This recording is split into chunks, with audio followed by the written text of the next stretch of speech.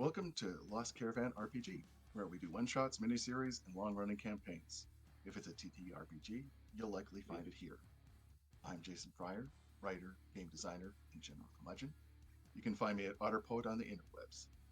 Tonight, we're playing episode 2 of With Blood Dipped Wings, a KULT Divinity Lost campaign. If you'd like to catch up on episode 1 or our numerous other streams, you can find them right here on this YouTube channel. Just check out below. You can also check out the community at lostcaravanrpg.com. With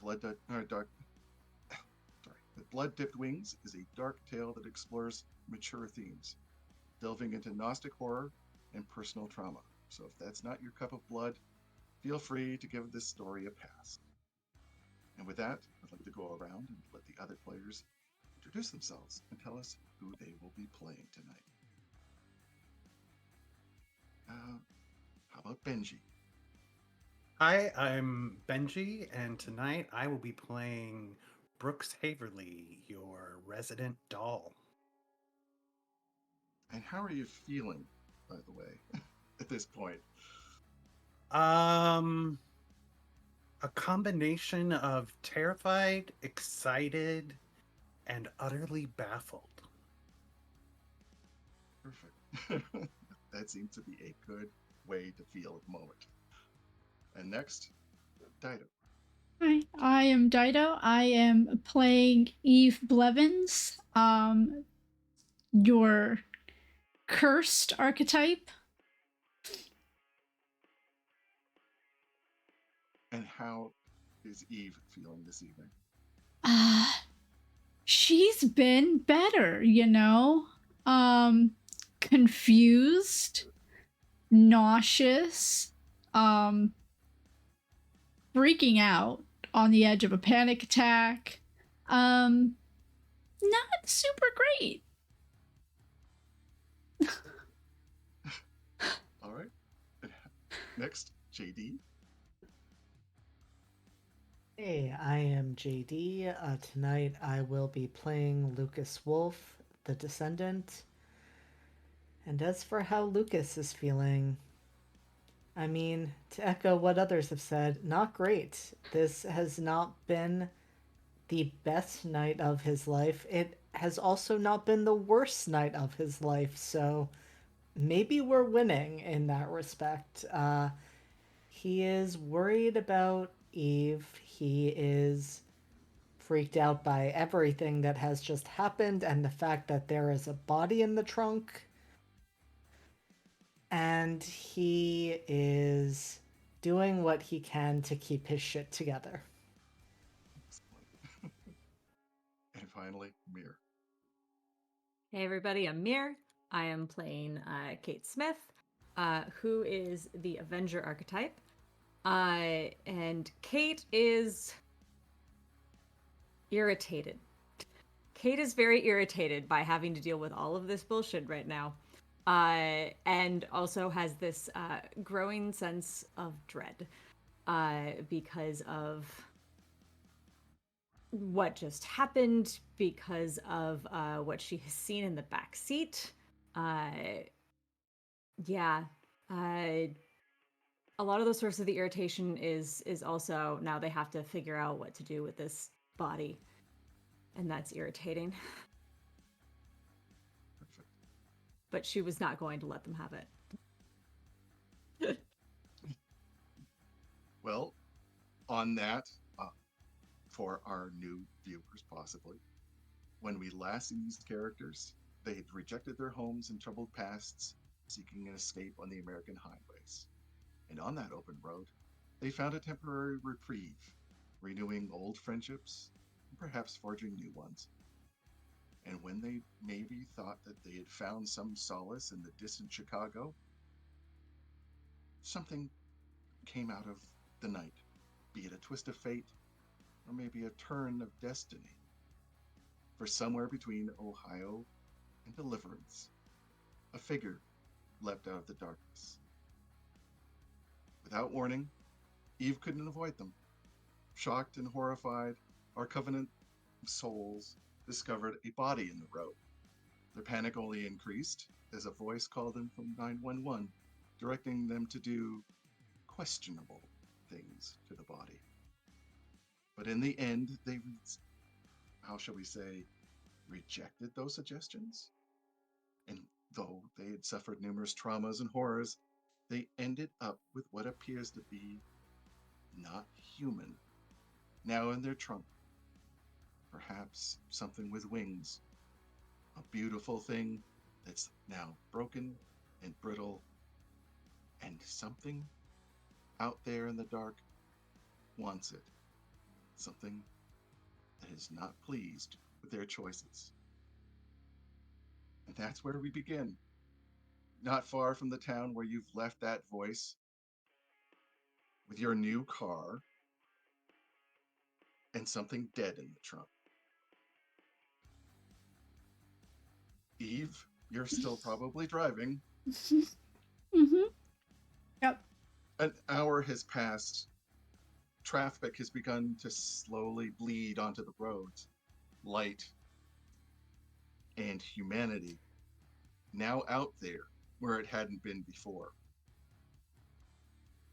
What are you doing? Eve is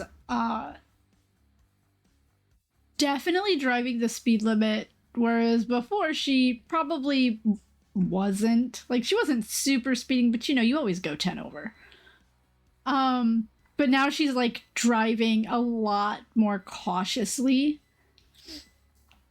and is just trying to put as much distance as she can as she thinks about what she did and what her actions caused, which is now in her trunk. And she has no idea what to do. And Brooks, are you in the back seat? Brooks is in the back seat, same position as before we hit the being on the road.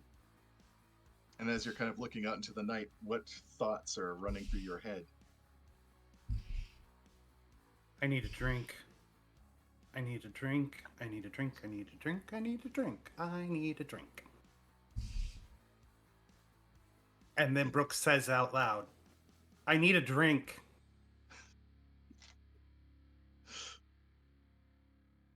Anyone respond? You and me both. And Lucas, do you need a drink?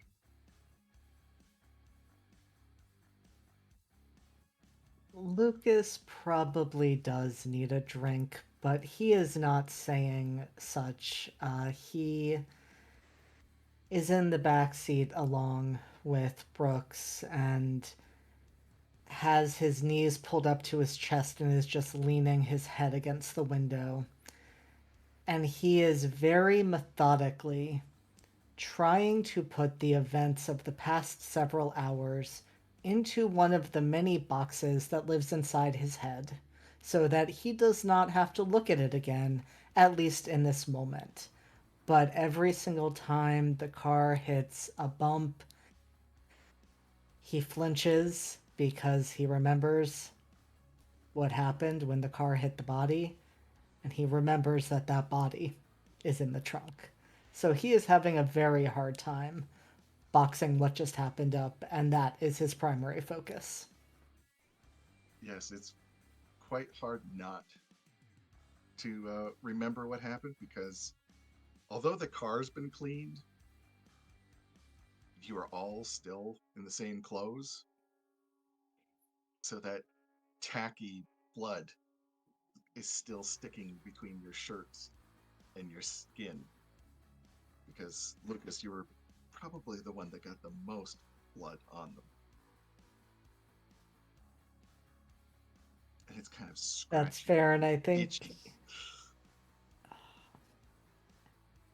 And so I think you do just see Lucas kind of tug at his shirt several times, trying to ease that sensation, because he keeps forgetting that he's covered in blood because his clothing is so dark already.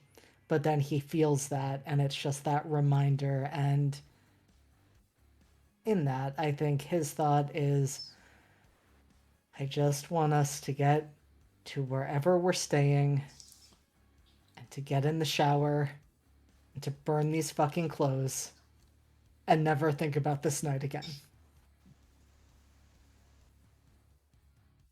And Kate, you in the front seat, Mm-hmm. you kind of drove this group's decision to put a body in the back. How are you feeling about that decision at this point?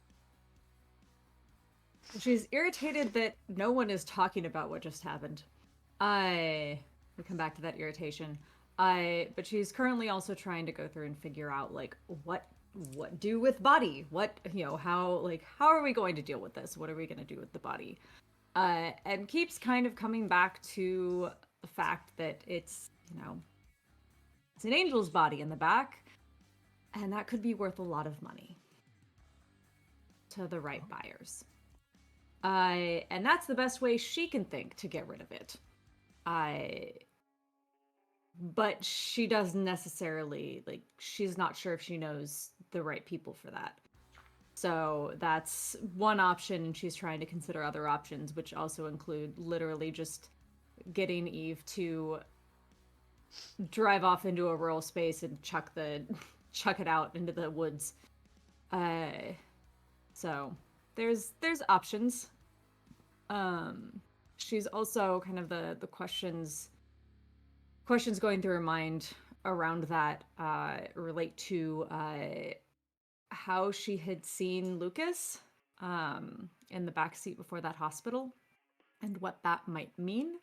And also, she keeps coming back to the things that were said on the phone about how there's things chasing us and things after us. And apparently they don't seem to be whatever it was on the phone. So. And for our audience, what was it that you saw in the back seat where Lucas was sitting? If I'm remembering correctly, Lucas's face was just this big, dark maw of teeth. You're going to have to correct me if I'm wrong in that. Yeah, it was basically like a pit filled with teeth. Yeah. It's a little unsettling. She's physically she's probably fidgeting with the non-sharp feather that she's acquired. Yeah, it seems to be almost getting older with every passing moment. Mm. Pieces of ever breaking off as if it's decaying at a very rapid pace. She wonders if that's happening to the body in the back too.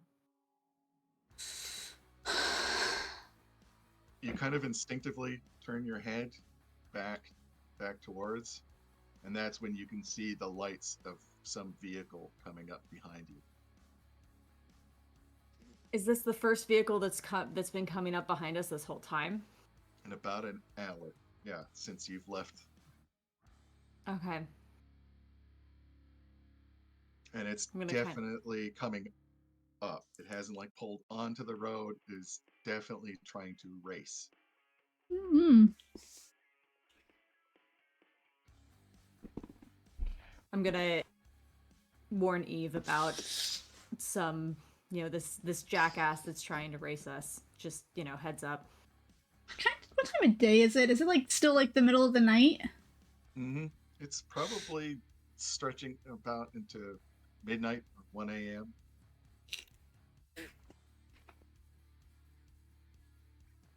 Although time has kind of lost its meaning ever since night fell this day, it's kind of felt stretched out. Mm-hmm. Mm-hmm. Yeah. Fortunately, there's enough hills and turns that the lights will occasionally disappear. Whatever they're driving isn't as fast as your vehicle, so they're probably straining themselves.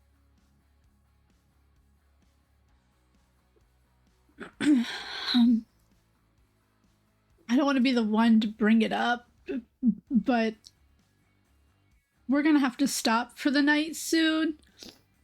And what are we going to do about the thing in the trunk?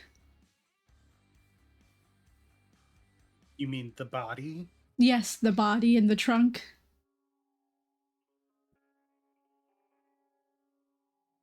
The way I see it, we've got two options, or two main options at least. One of which is dispose of it. Pick a side road, find a wooded area, drop it off. The other one is that that body might be very valuable to certain people. What do you mean? What kind of... You would sell it? It's not human. Things like that go for What, good cash. what do you mean, not human? Not human. That's an angel. An angel. An angel. Like every time a bell rings, an angel gets its wings kind of angel? A little more sinister than that. So you're telling I'll me... hold up what's left of the feather.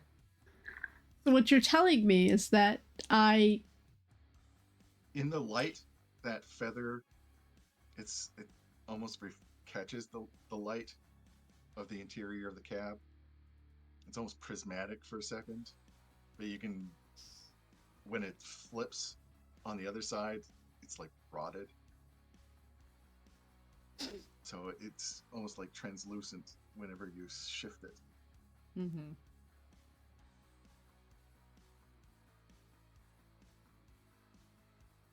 So I hit and carved open an angel. It's why when we got to the carving things into it, I started questioning. I mean, there was a lot of questions before that too, considering the whole situation, but... I mean, the whole situation was just confusing and made absolutely no sense, but I guess... And this still doesn't make any sense, but I guess it makes it make more sense? Lucas, you were the closest one to it. How are you responding to this? Lucas does not like where this conversation is going, and he's processing the whole piece of this was an angel, remembering those eyes looking at him. But I think verbally his only response is, what kind of person would buy an angel? I can't imagine it. What would they do with it? Display it? Experiment on it? Have it as a trophy? I don't... I mean, that was a person. It wasn't a person. You're saying it wasn't a person, but... I'm saying it wasn't human. Lucas, I think you of all people know there are people out there who will do very diabolical things to other people. In fact, as Brooks says that one word keeps on resonating in your head. Trophy. Trophy. Trophy, you little shit.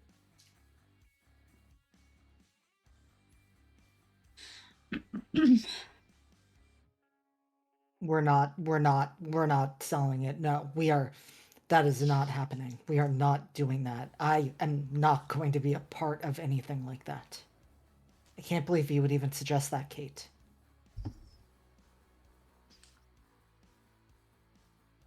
So, we need somewhere to dump it. Are we talking weigh it down in the water, 6 feet in a hole? 6 feet in the hole, in some water with some rocks tied around it. in the woods where it's gonna decompose faster, maybe. Eve, you're starting to see lights, more humanity, more buildings. You also do notice a sign, Providence Pines, with a hotel sign, 5 miles. There's a hotel in 5 miles. We've got to figure something out before we get to a town. And where there's a hotel, there might be a bar. And those lights Pearson's are inching closer every. Are you going to speed up? Or are you No. going to maintain the speed? Those lights could be a cop.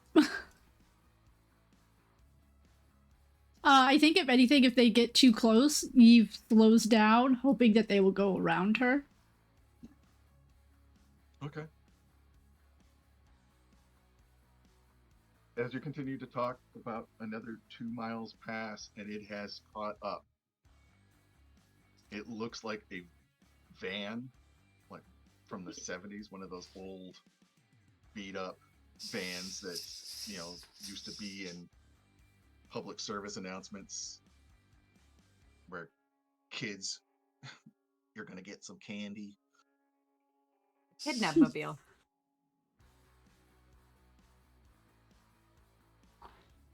And it starts flashing its headlights. Just go around. Obviously, she knows that they can't hear it, but this is the road rage coming out.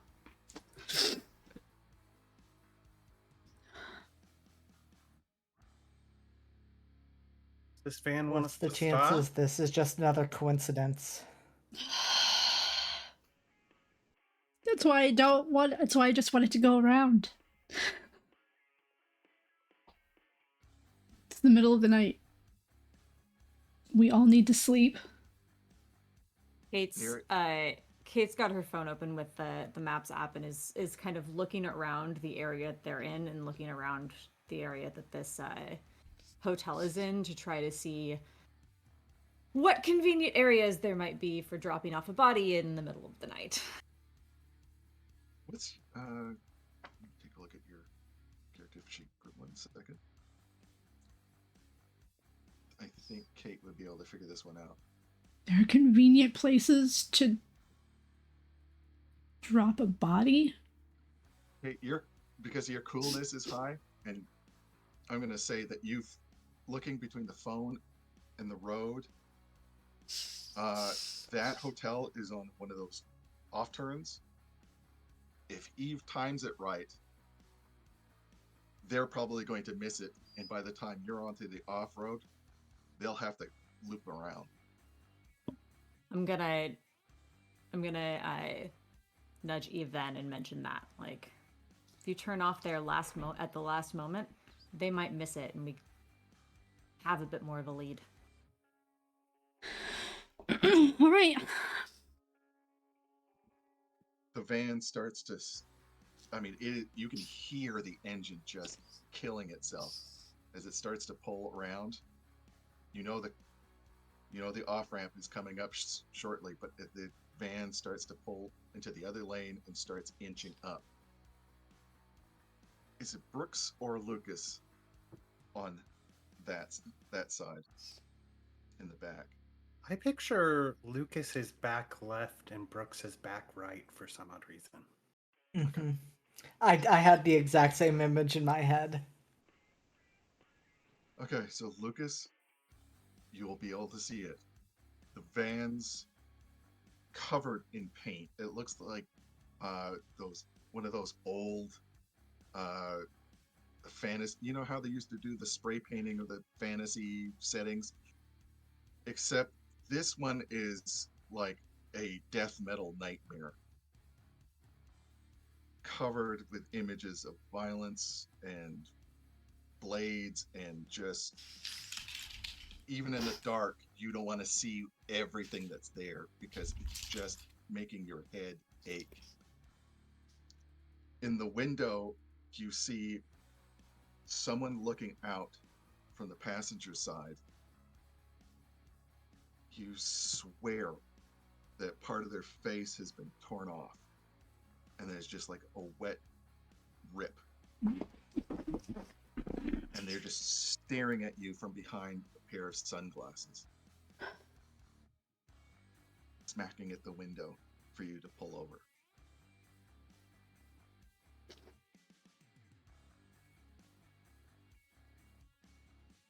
We need to get the fuck out of here. This is not right. We need to do something. We do not want to be anywhere near this. When Lucas says that, I'm gonna look away from my phone and look over to see what it is. You see the same van, and Kate, I need you to keep it together.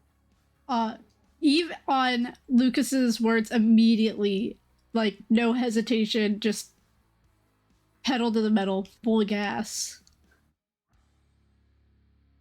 That is a... Oh, wait, that's a 12. Yeah. 12 for keep it together. Okay, so you could, you're going to be at -1 to the situations while this condition continues.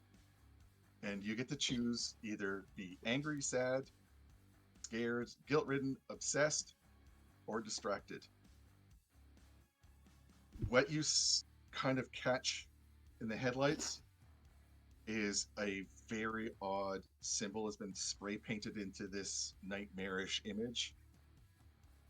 You remember that tattoo on one of the hands that was around your throat back on the beach. All right, so we're going for angry. Continue, please. Yeah, so -1 stability.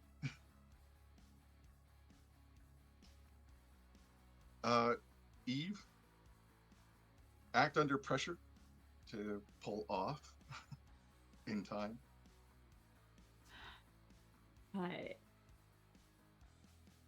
Where Kate sees that and swears.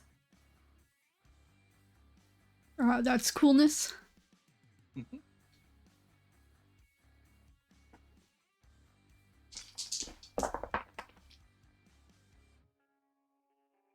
10. All right. You're able to pull off just in time, but you can hear your wheels and the undercarriage as you didn't get over fast enough. You kind of overcompensated, so all of you can hear like the pang, pang, pang, pang of gravel and junk slamming into the undercarriage of the car. Eve, like, you guys know how when someone throws like a baseball at you, that even though you have a glove, you tend to close your eyes? I think that's kind of how she is. As she's driving, her eyes are just like closed. Because the last time she felt that, she hit an angel. Fortunately, you're able to get up the up ramp. You can see the van slamming on its brakes. It nearly goes into the ditch. It kind of disappears under the bridge. But you're off and onto another road. And you can't see it coming up behind you. Now you can see gas stations, a couple of liquor stores, a strip joint, and then Providence Pines. This kind of like neon sign just blinking. Some of the letters have been smacked out, but it looks like a motel, a fairly large motel. What has the darkest parking lot? Probably one of the strip clubs. All right. And it's just right beside Providence Pines, too. Not usually my taste, but if we need to dump the body in a city, that's the darkest parking lot. Looks like we're gonna go to a strip club.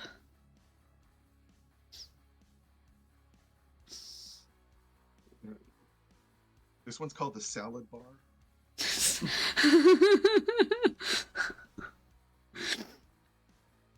Is it fruit salad? And I am gonna park in the darkest part of the parking lot with my trunk like facing away from any street, buildings, lights. Because this is the outskirts of whatever town that you've pulled into. There's just fields and trees behind this, the salad bar.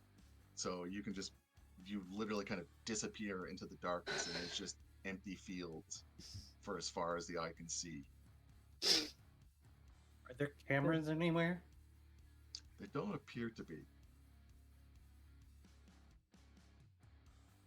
There's only a few cars up front and a couple of cars in back, probably from the employees. You're not going to be noticed back here.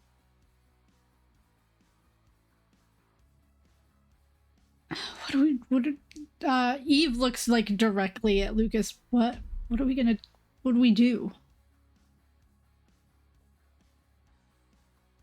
And Lucas looks at Kate and says, "You said we needed to find somewhere to put the body where it wouldn't be found.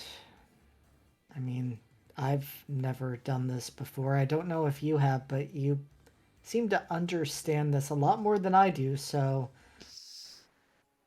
do we just like carry them out there to the field? I mean, what do Probably we in do? the trees is better than the field, but unless it's corn. If it's corn, that might be better, but that's just gut feeling. No, we've already got it wrapped up in a blanket, so that'll help us carry it out there, but I think that's going to be our best bet. But looking at the state of this feather, there might not be a lot to carry. Find out. And Kate's going to open up the door and get out. I don't Go see really about want to find out. Checking in the trunk. The autumn night kind of greets you. You feel that it's strange. For the first time in hours, you finally feel safe, which is kind of weird to be standing behind in the parking lot of a strip joint, God knows where, smelling the garbage from behind, in the dumpster. It's because it's mundane. That's why. And there is safety in the familiar. Or there can be. Sometimes that's not great either. See again, Zeb showing up, or seeing Zeb when that angel was in route. Is anybody else getting out? Brooks will get out, and he's gonna keep watch in case someone shows up or pulls in. He's gonna be on distraction.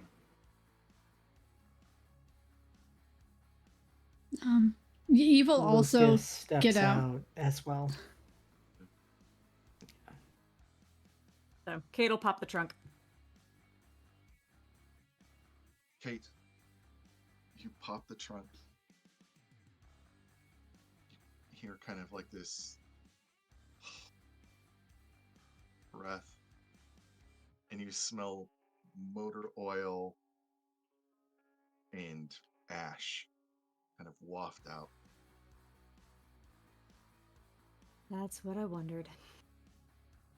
How's it look? Is there just a pile of ash in the blanket? Well, is there still a body? Your thumbs are under. You're kind of haven't even opened it yet because your thumbs are kind of like under. Yeah. The thing, and you kind of feel heat. Well, Like a I'll breath. I'll Do you want to open it? like a breath. Mm-hmm. It's like a exhale and an intake. Exhale, intake.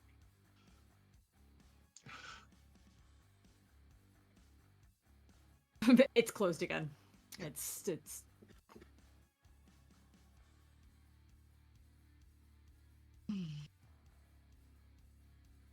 just sitting there with my hands, like standing there with my hands on it, closing my eyes and taking a deep breath. Kate, Doing anything? What's happening, Kate? There's something breathing in there. Why aren't you opening it? They could be alive. No, it's that. I don't know what happens to angels when they die, but that thing was definitely dead. And what's in the trunk now is not. And I don't think it's the angel, or it's not anymore. Gut feeling. Don't know this for sure. This is just the way this night's been going. Then we should still let it out of the trunk. It's breathing. It's alive. And Brooks, because you're standing guard, you've been watching like the street and the the exterior highway. You haven't seen anything going by that would cause an alarm. Just the typical semi now and again. But that van that you saw, seems you've lost them. Good. Kate's looking at Lucas and Eve and going, someone, like, does anyone have anything they could use as a weapon right now? Or do we need someone else to open this while I have my gun? Just in Why- case. I can open it. I can open it. I don't have any weapons, but I can All open right. the trunk. I don't think Open Eve it. should. If you open it from one, like, over to one side. I'll be ready just in case. And Lucas looks at Eve before he goes over to very slowly open up the trunk in the way that Kate has instructed. And Kate's ready with the gun in case this is dangerous or tries to come after them. Are you sure you want to do that, Lucas? The age-old question. Eve is definitely on guard and is giving Lucas a very worried look.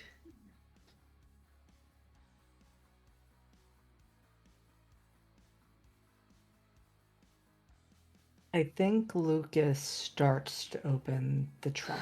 I think it is opened a few inches. And what makes him pause is Eve standing right there. He's already so worried about what is happening to her and what is wrong because he can see that something is wrong. And that was before this entire night happened. And so he starts to open it and just has this image of whatever is inside doing something to harm Eve. And he slams it shut. And then looks at Kate and says, What would be the reason to even open it? Eve and Brooks, because you're a little back. You caught a glimpse of a light, an orange, bloody light, like a distant furnace. Lucas and Kate, because you're near the trunk, you get that same feeling of heat and intake. Maybe it's not a breath, because it feels more mechanical, like the bellows of some ancient furnace, because you can smell the oil, you can smell the ash, that industrial stink, and then it's closed again. And everything seems So we saw the much- light coming out of the trunk? something like radiating in the trunk. Yeah, very very thin, like that very thin red line. Kate's gonna go over and feel around the trunk in a few spaces and see if she can feel heat, and then also open up the back door and put her hand on the back of the seats to see if she can feel heat coming through those seats. Everything feels completely mundane out here. No heat, just the typical cold metal. The mundane world. Well, Oh. probably not going to explode the car. Since it's not producing heat that's making it through the car. Whatever's in there is self-contained right now. What Now, is in well, there? He is up near the front of the car. You do get a whiff of antifreeze. Okay, I can't take this anymore. Everybody back up. I'll open the goddamn trunk. Okay, I'm gonna prep so that I can prep with the gun, be at the ready, in a position where I won't hit Brooks if it. And Brooks, despite the bravado of his statement, you watch him sort of walk up to the trunk, hit the latch, Mm-hmm. fling it open, and jump back. The trunk opens. You see that red light kind of pouring out, but it's distant. And when I mean distant, I mean you're looking into an empty space, a vast, deep space. You kind of see walls on the inside of the trunk, as if the trunk is a stairwell. Everybody can keep it together.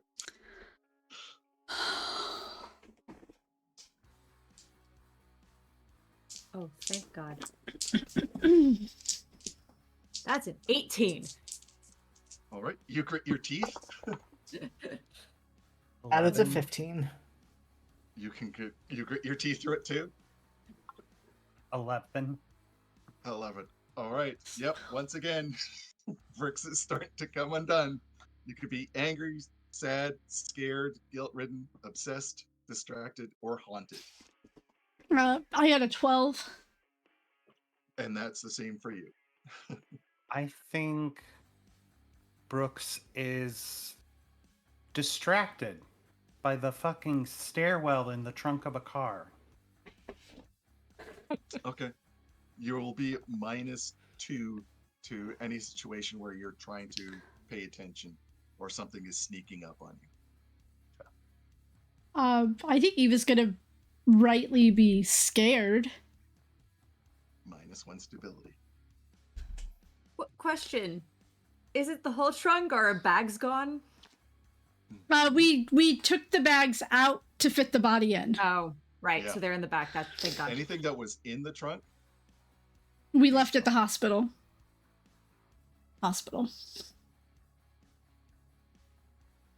Okay, so our bags of our stuff are probably in the back seat then. yes. Cool. And I think Because when it whoever goes- replaced, because whoever replaced the car, because remember the original car was completely trashed. Mm-hmm. They replaced everything. And I assume it goes without saying the body is gone. Oh yeah. Unless Well- it fell down the stairs. I'm seeing gonna a be- positive here. Well, we don't have a body to get rid of anymore. Exactly. And look, if we end up with another one, we have somewhere to dispose it. And now hear that chung, chung, like an oil rig or some kind of machinery off in the distance, echoing up from this impossible stairwell. Kate's going over and closing the trunk. The sound stops, and that wonderful mundane silence just rushes in as if to try to dispel what you've just witnessed. The fuck?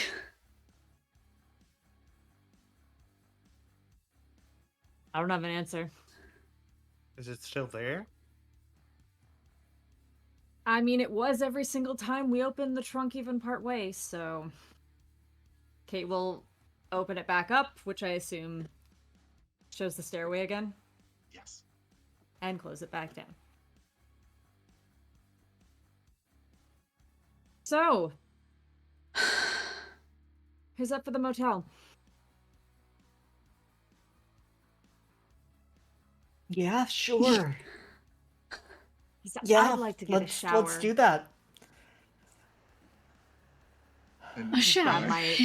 Grab my bag from the And back and yeah, as everybody kind of goes near the front, now that antifreeze smell gets a lot stronger, and you can see the puddle starting to spread near the front of the car. That's When you probably took that not a turn, good you sign. probably cracked something or knocked a hose loose. Ah, fuck. Well, don't open the front of the car. The car is still hot. If that antifreeze is loose up in the engine, then opening it up could be a danger until everything's cool. This sounds like a tomorrow problem. We're supposed to go to bed knowing that there's a stairwell in my trunk. tomorrow problem. No, the antifreeze is a tomorrow problem. The stairway in the trunk, that's a drink until you forget about it problem. That is the first thing you've said that I agree with.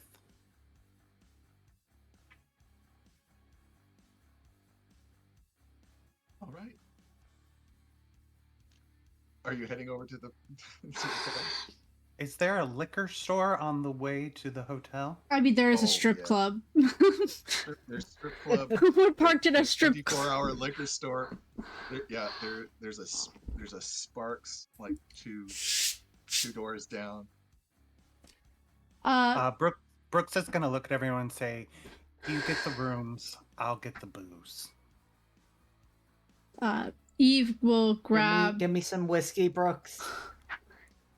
Eve will grab her bag and start emptying the glove compartment into it before going to get a room. Brooks has 2 rolly suitcases that are full of way too many clothes. Eve, on one of your medicine bottles, somebody has written something. Oh, I hate to ask this question, but what? We can fix.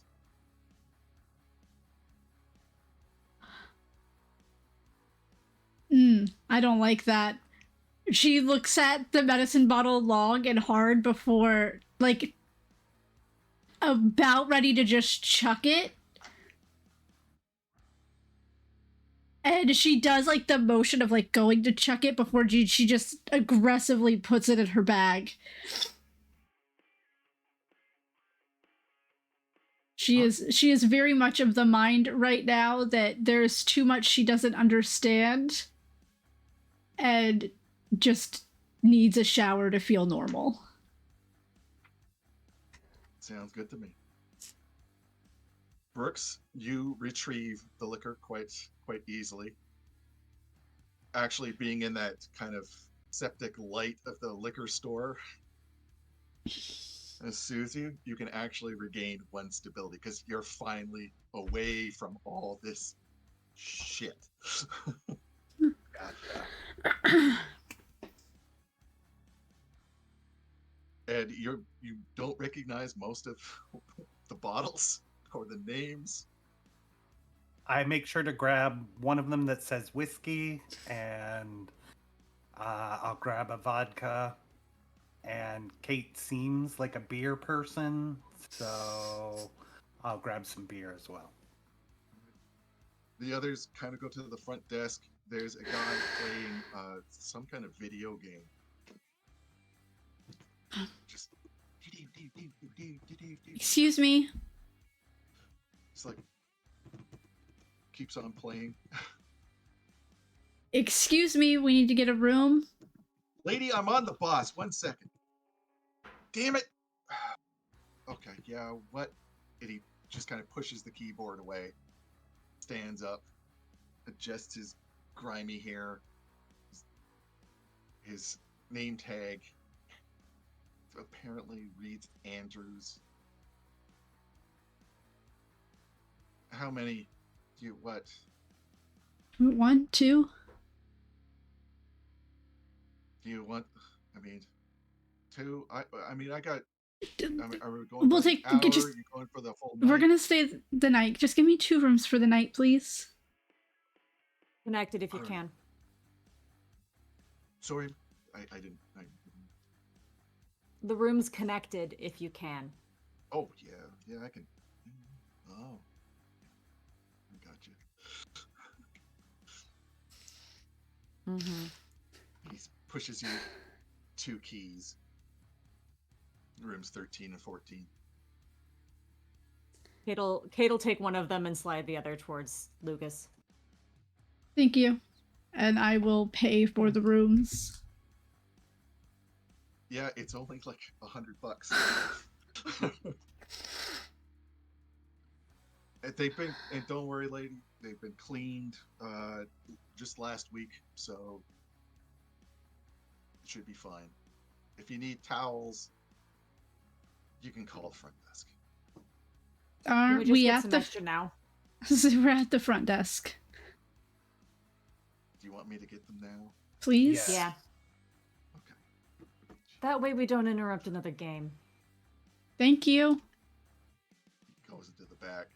You can hear him. Finally comes back out with the towels. They're multicolors. Probably bought at JCPenney. Kate'll Brooks? scoop them up. Brooks is gonna be so unhappy.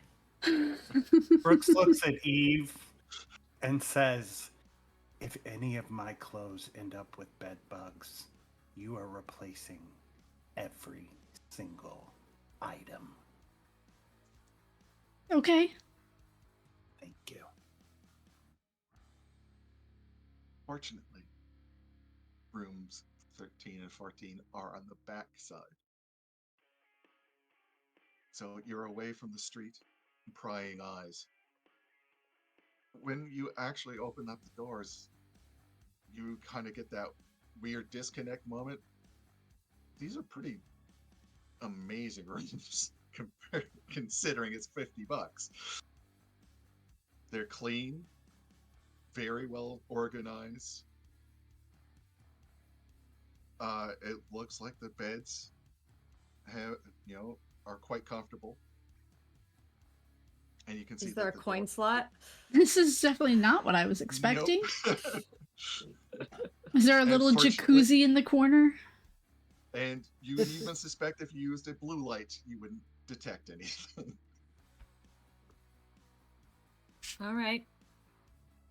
Works for me. The only bad item that might offend Brooks is that the shower curtain looks like it's probably from the 1920s. I can live with that. I don't think we'll have to worry about bed bugs, which is Kate a immediately relief. checks for Gideon's Bible. You find a Bible, Why Okay. would my brother's Bible be here? but it's the Enochian Bible.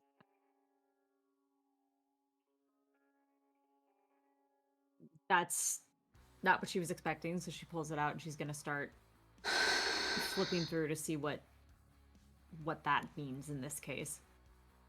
Brooks Yes, it is- is the. I'm not sure how versed Kate is in theology, but the Enochian Bible is basically pre New Testament, talking about how the Nephilim came down and bred with humans, and their bounty went forth across the earth. Don't like that. Close it. Put it back in the drawer. She said out loud. She says, "Don't like that." Who wants refreshments? Brooks will find I like want to shower first. I assume there's Yeah. like those little paper cups in the bathroom or something. However, the ice bucket is empty. Brooks did see an ice machine. I will go get some ice. Eve goes into the bathroom to take a shower. 2 showers. What's Lucas Kate doing? goes into the other one. Kate's staying in the room while Eve takes a shower. Then we'll shift to Brooks. Oh no. You went off alone. It's just ice. It's It's just just ice. ice. With an Enochian Bible. and a door to another dimension and the trunk. Brooks, you kind of go past several of the rooms. Most are silent. Occasionally you'll hear whispers coming from within, maybe a TV. Maybe it's just hushed voices. All the curtains are drawn. Those orange orange puke curtains. Here and there, you'll just see it like a slit of light coming through. Do you look inside? Brooks is a people watcher. I look inside. Even your sensibilities are a little shocked by what you see. It's like 2, maybe 3 people having quite a time. It's all limbs and pain and pleasure just wrapped up all in a package that just kind of makes you jump back for a second.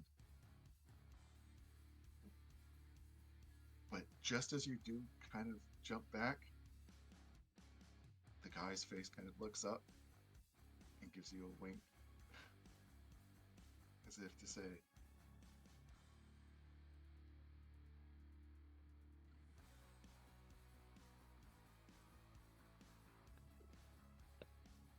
I'm curious. Let's go. do you open up the door? Or you're just looking and watching? I open up the door to watch. You open up the door and yes, it's at least it's 2 men and 1 woman. You can use your imagination. Fluids are flowing, not just the normals. You occasionally see a splash of red here and there. But everybody seems to be enjoying themselves. The room almost reminds you of back home, that opulent, hidden space where you serviced so many people.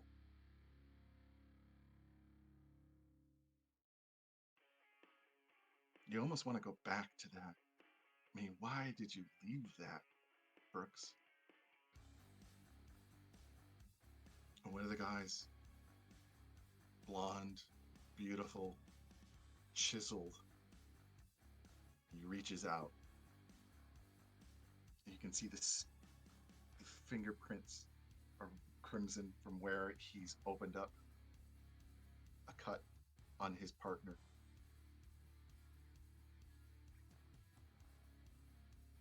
I think the blood is just a step too far. If this had been a regular play date, Brooks would be shutting the door and having a little stress relief. But I think he's just going to, not judging, but just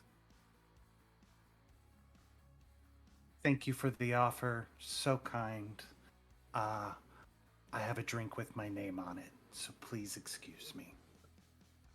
And we'll back out of the room. The door clicks shut. And again, that mundane feel just kind of presses in on you, but this time it almost feels banal, stagnant. You glimpsed something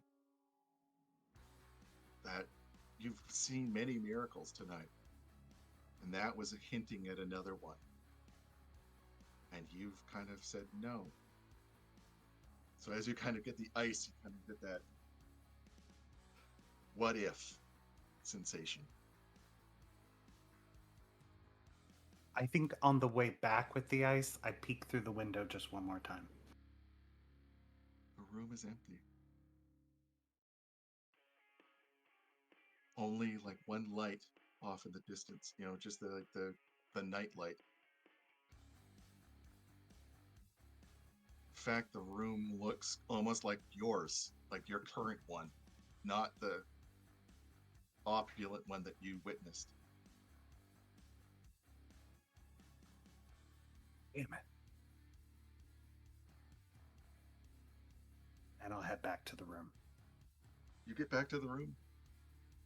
Everybody's taken their showers. Fortunately, nothing has come up the drain to torment you. Kate, have you turned on the television or the radio or anything like that?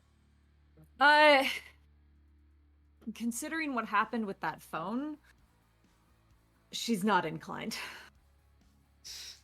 She's probably fiddling on her phone and going through her stuff to make sure all of her stuff is actually there, considering what happened with the car. So she's taking inventory, basically. Probably finding her phone charger so she can plug her phone in and charge that. All right. So when Brooks finally comes back, maybe looking a little shaken, little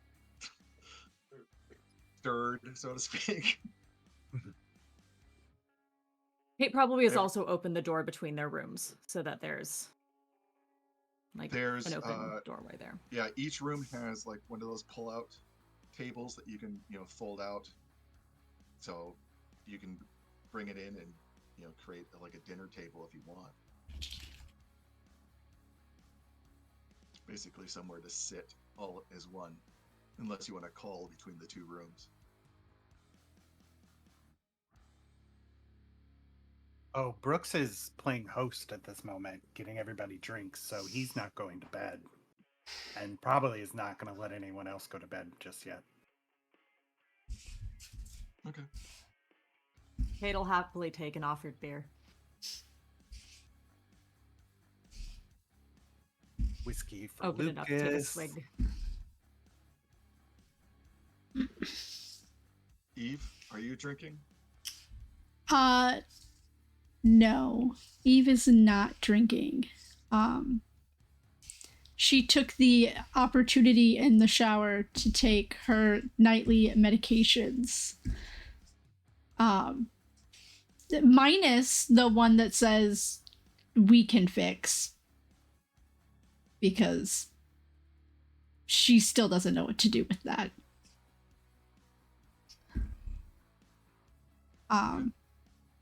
But once everybody's kind of around the table,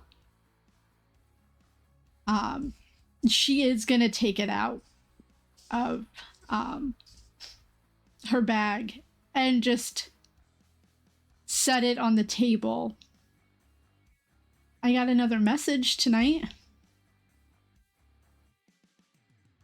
Brief note before we get there. Kate will have showered when the shower was when Eve was out, and other people were there to watch. So Kate is also clean. Okay. And Kate will be looking at the bottle and the writing. It's almost like a child with a marker. But yeah, we can fix. She's gonna ask the group who has that business card that got left on the car. I do. The same writing? Same kind of childish writing.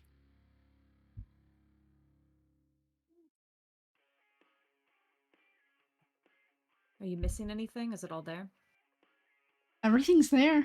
Nothing's missing.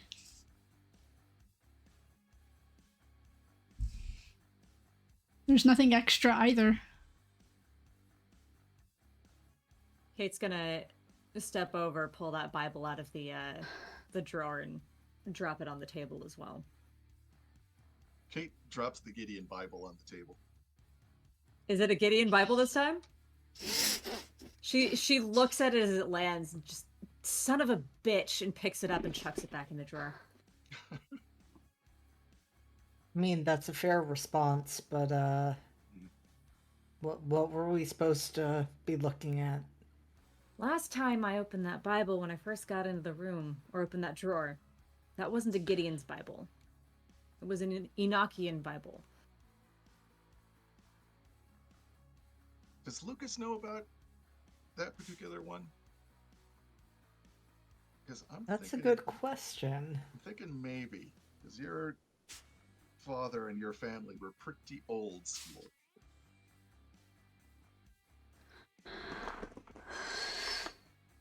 Lucas hears that, and there's a moment where the words don't really seem to register.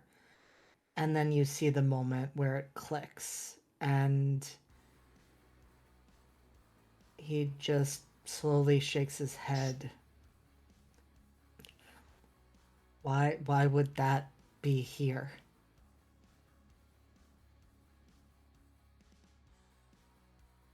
Your guess is as good as mine, but considering what we had in the trunk before the stairway.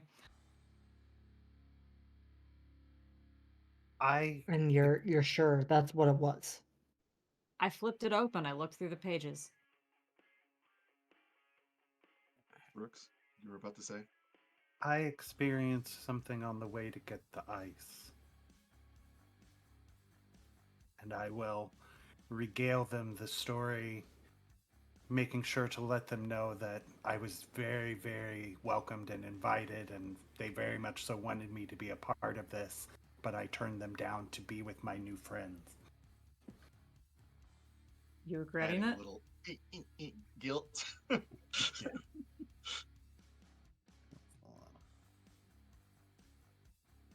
But then they were just gone. That they were.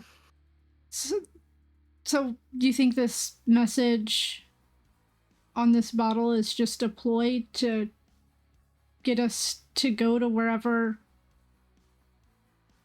wants us to?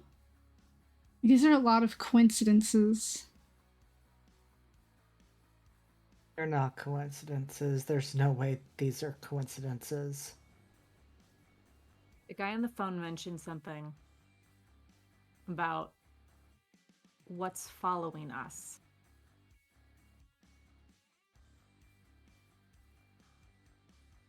Anyone know anything about that? Other than that van. Before that, I didn't notice it No. was those being fuckers followed. can die in a fire.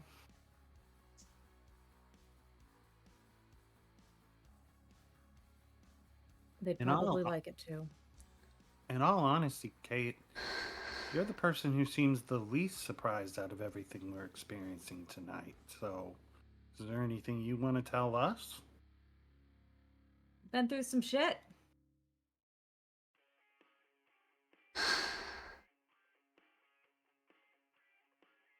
It's usually the sort of thing you don't tell people because they think you're crazy and they just want to put you in a mental ward. We just saw a stairwell in a trunk of a car. Mm-hmm. That's why it's usually in, you know.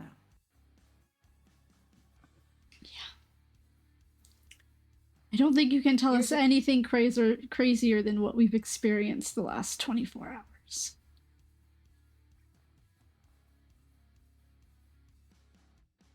There's other places, another side, where, like what was in that trunk. Other parts of reality, I guess. And I've ended up in one before. Nearly died in there. Had a friend that made a friend that helped me get out. I've been trying to chase down the Y and whoever fucking did it in the first place. And the symbol on that van, seen that as a tattoo before. One of the people trying to kill me on the other side. So,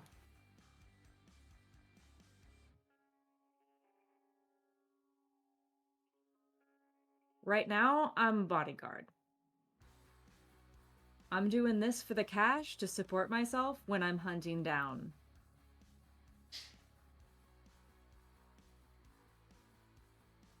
my quarry.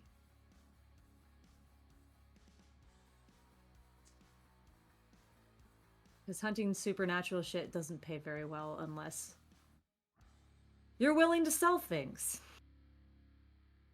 Or you're willing to put yourself at an awful lot of risk. So whatever was trying to kill you in this alternate reality is now here trying to do the same thing. Or people of the same organization? It's definitely an organization. Asking the GM something real quick. Mm-hmm. If they're trying to harm you and by pretense us, by association,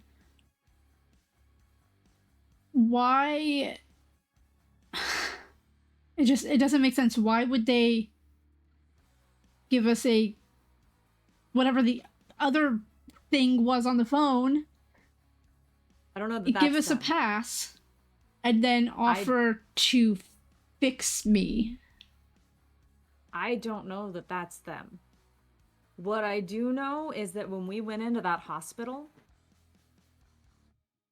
the calendar on the wall was showing the exact same town that I got sucked into the other side from.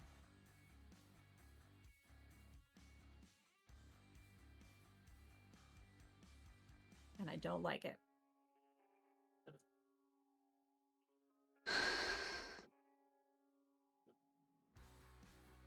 Eve, what do you need to be fixed from?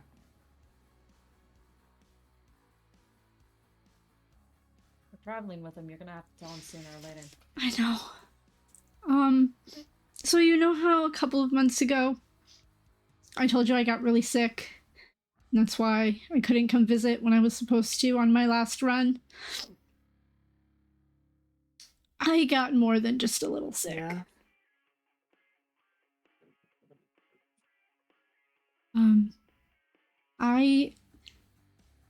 And she looks him as much in the eyes as she can, which is really hard. I have cancer, and I have about 1.5 years left to live.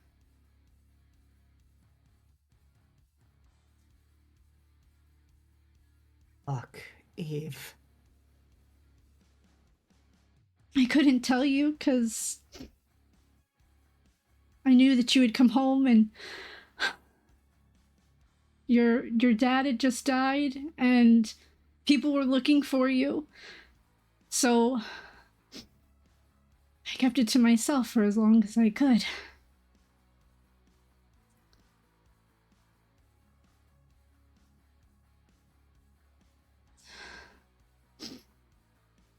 I would have come back for you if I'd known. I know, and I didn't.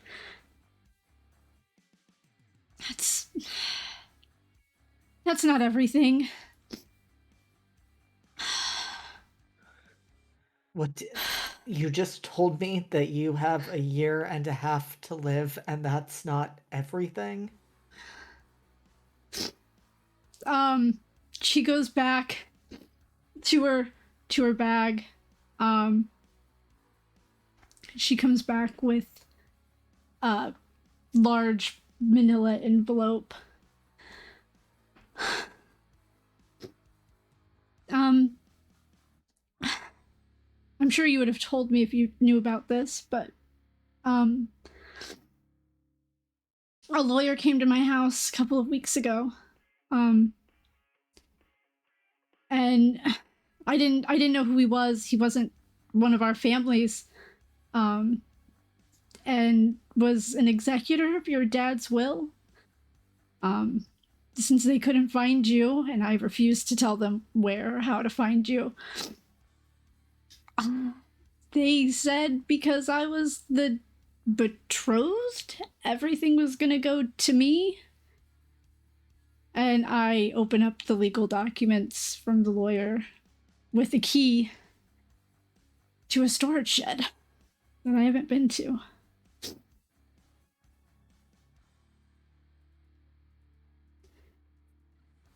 Eve, tell me that you did not go inside. I haven't went.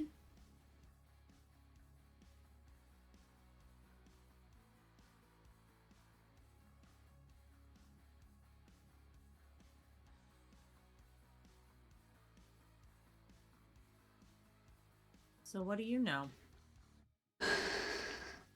Looking at Lucas there.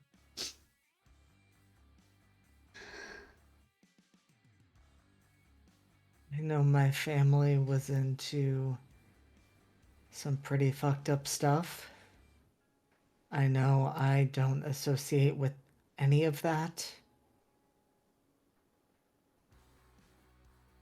I know my best friend is dying.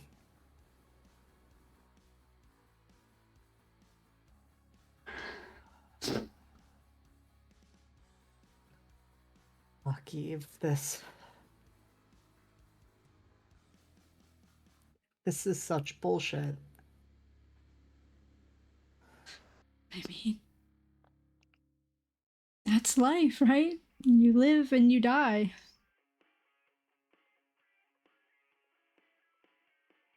And you find a stairway and a trunk in between.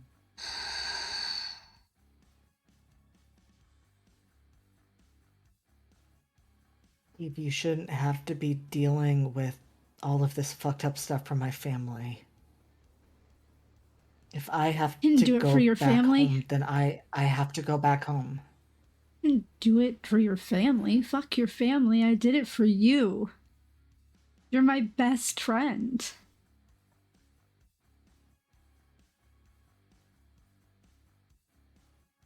But you didn't give me a choice in that matter. I didn't agree for you to suffer in any way more because of me. You've already done more than enough. You have nothing to do with my body revolting against itself.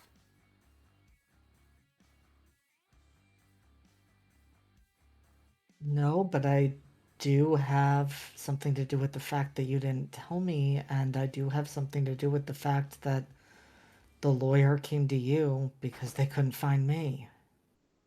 Those are things that are on me.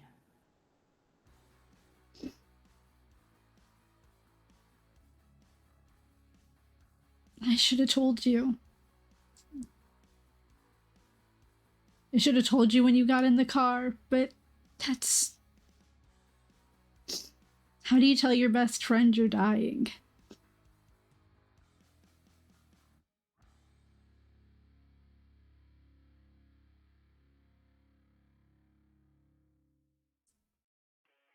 I would imagine as easily as that best friend would receive that news, which is not easy at all.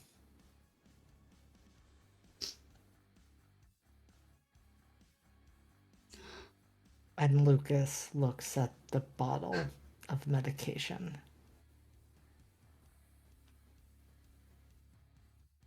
And there is a desperation in his eyes as he says, I mean, is there any chance that this isn't a trap? Is there any chance that this... I mean, if stairwells can appear in a trunk, couldn't there be something out there that fixes cancer, fixes someone's body, revolting against them? Isn't that possible? I want That's it possible, to. right? I want it to be possible. Hey, by the way, the Hmm. hotel phone rings. And we'll take a break right there.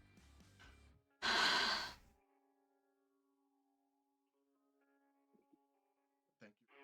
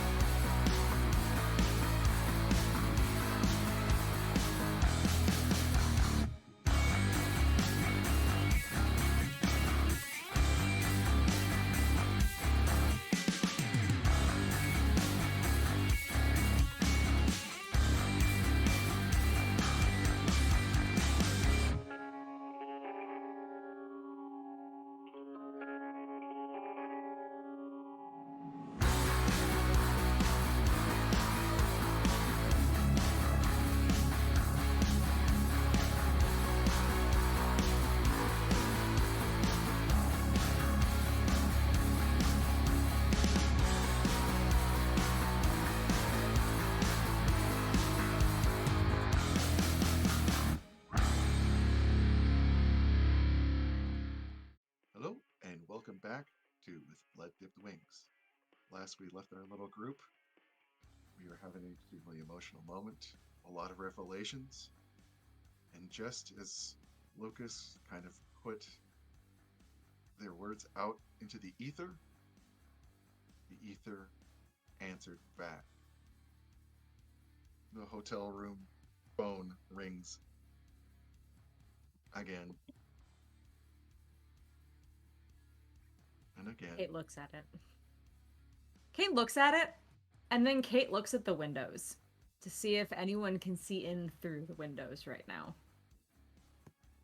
Maybe just by pure instinct, at least one of you has like double curtained the windows just to keep that night out.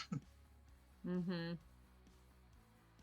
Then we are pulling out our phone and turning on the camera and looking through the camera at the whole of both rooms to see if I can see any little red lights, to see if there's any cameras.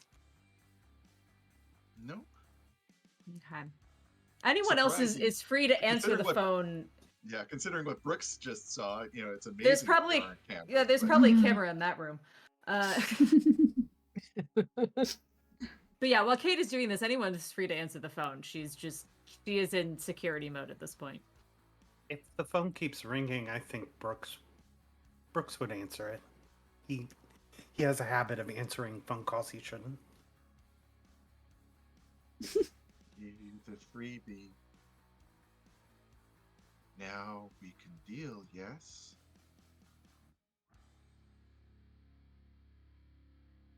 Talk to me about this deal. We can fix it.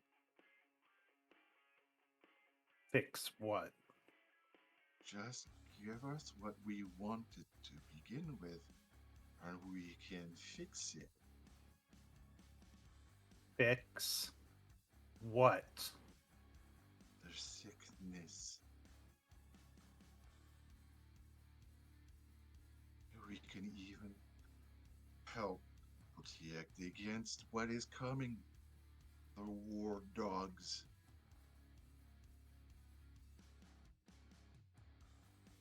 You have so many people after you, even the protector.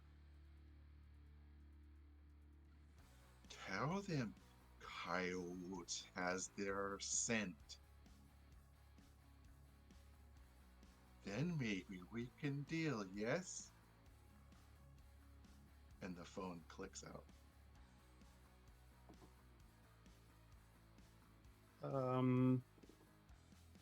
Does the phrase "coyotes have your scent" mean anything to anyone?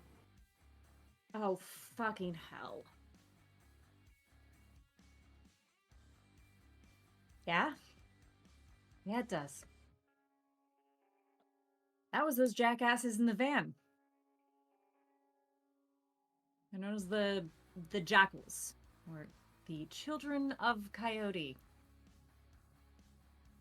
And they're fuckers who are trying to become demons by causing as much pain and damage and hurt as they possibly can. Well, the voice on the phone said that they could help us with everything that's following us. They could help the sick girl if we give them what they want. By the way, Lucas, when Kate says jackals and coyote, you get one of those flashing memories. You're standing in your room, the door is open. The house is filled with people that you don't recognize. And you can hear voices from downstairs and your father saying, "Those fucking mongrels. We'll never let those fucking mongrels take what is ours."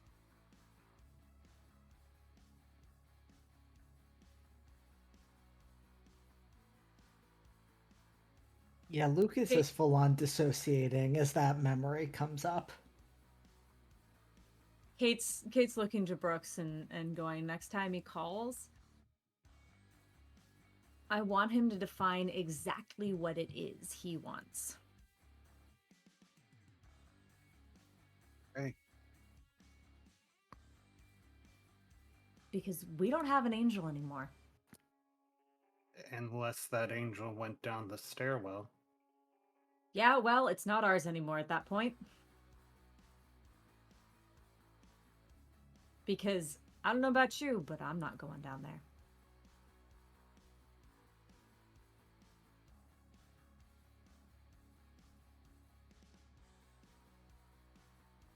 So, with that, do you want to do anything for the rest of the night? Or maybe actually get some sleep since it's probably 2 or 3 in the morning? And you have been through quite a bit. Sleep would probably be a good idea. Mm-hmm. Kate's Yeah. going to take chairs and Probably. under the doors, under the door handles, just basically secure the doors as much as she possibly can. Mhm. It's probably a moot point considering the windows, but Well, it looks like those windows are probably a little thicker than you would think. do they have So at least bars? you have some time. Yeah, yeah. And what's the bed situation? Is it like a single Two, bed in each room? yeah, there's two beds in each room, two queens in each room. Oh, okay. Cool. And Kate, they do, I mean, even just sitting on it, it's like gravity is like grabbing you and saying, it's time for you to let go. Kate's going to take the bed that's closest to the door. Kate is also going to suggest that they close and lock the door in between them. I mean, they don't have to. There's two options there. If something comes through, that's a potential escape route. However, the doors out of the rooms go to the same place.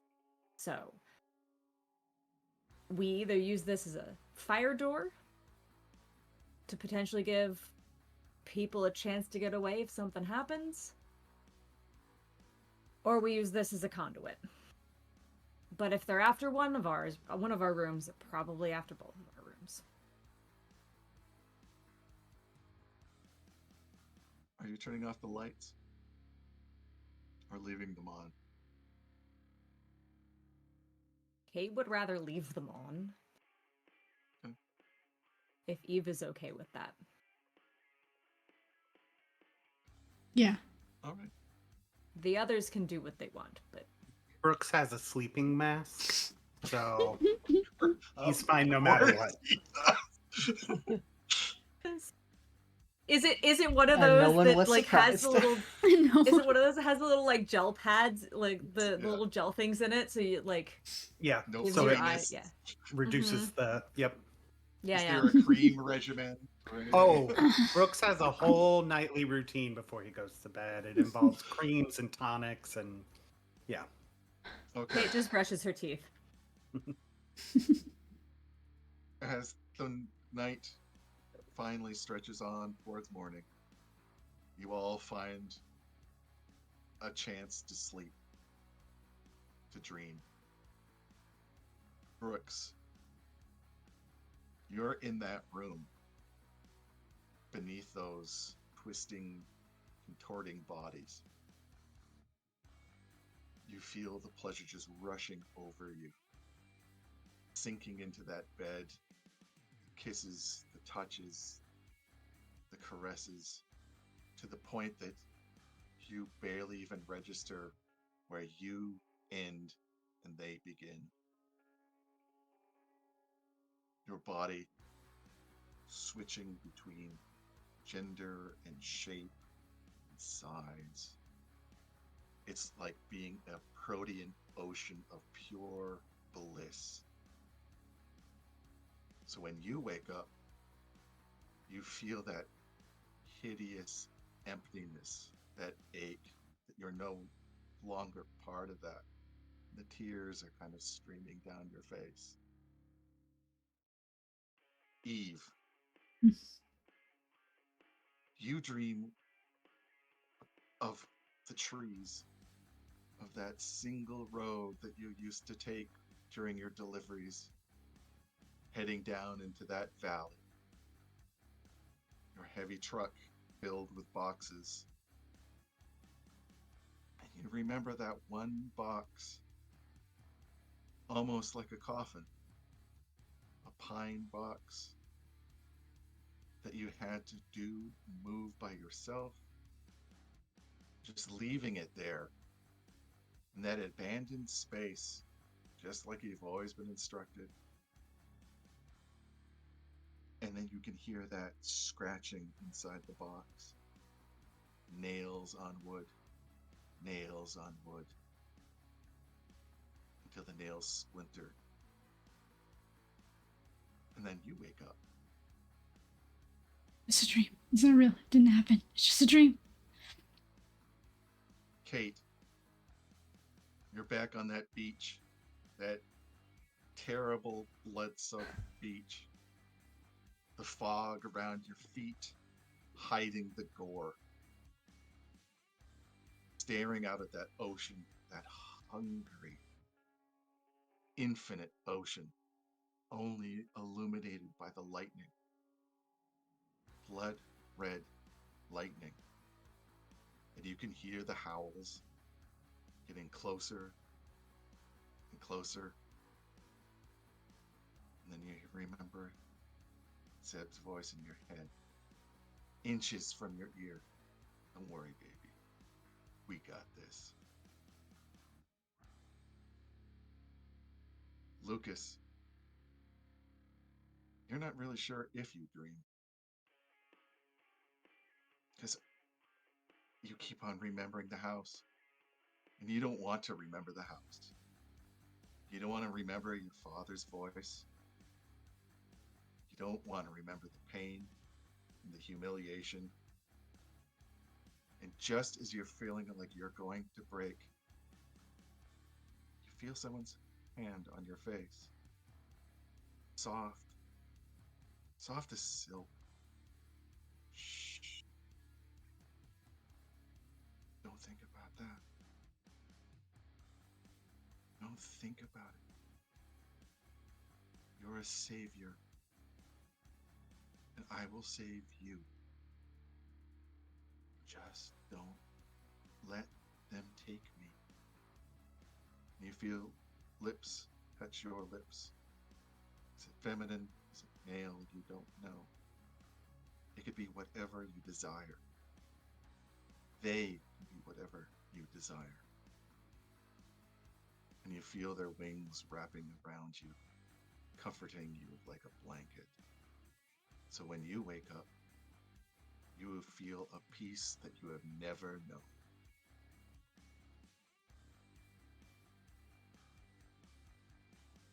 What are you guys doing when you wake up in the morning?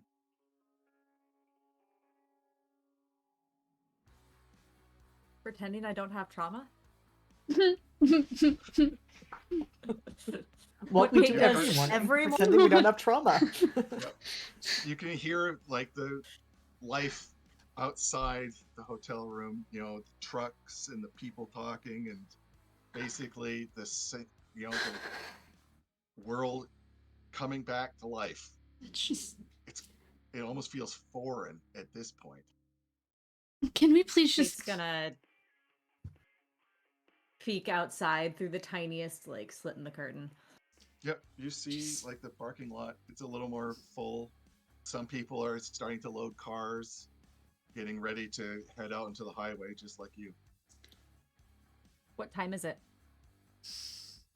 It's about 7:30 a.m. Okay. Oh, So you have an entire day. What's the game plan here? Do we just keep going to our destination and just let these coyotes, jackals, whatever they are, chase us? Or do we just stay in one place and let them come to us? Like, I mean, I'd say step one is breakfast. Because as much as I'd like to have a beer for breakfast, I kind of drank them all last night. So, step one is breakfast. Salad bar has a great breakfast buffet. They probably do, and Kate wouldn't mind. We also have to fix my car because without antifreeze, we are not going anywhere. Yeah, we need to take a look under the hood. We also should take a peek in the trunk and see if that other dimension, other reality, whatever the fuck it is still there. But yeah, I guess we need to make sure we can move the car before we make sure we can drive before we make a decision about where we're going. So you're going to go about your normal morning routines, get ready, and head off to the car? Yeah. Yep. You find the car in the parking lot. Yes, there's definitely an antifreeze leak. You can see the pool kind of glistening in the morning light. The trunk is open. Is there a And stairway in the trunk? It looks like a perfectly normal trunk, with the exception of the bloody stuff that you wrapped the body in is crumpled near the back, like it's been pushed aside. We should probably burn that. Agreed. Lucas, when you get there, you kind of get like the whiff of the trunk. It's almost like a perfume, and it's been lingering on you all morning. That same scent, that musky, flowery scent. Do I have a sense that burning those blankets would be anything other than neutral? You're pretty sure it's just basically like, it's a weird thought hits you. It's almost like a discarded skin.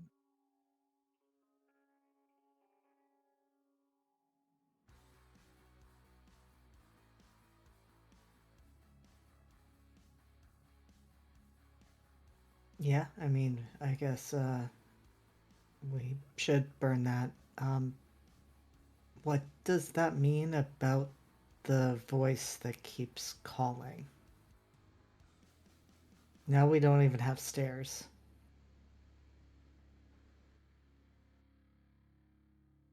We still need them to define what they want.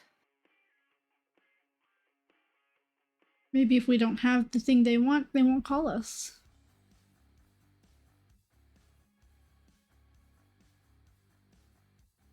I don't want to give them what they want, but if they can help you, Eve.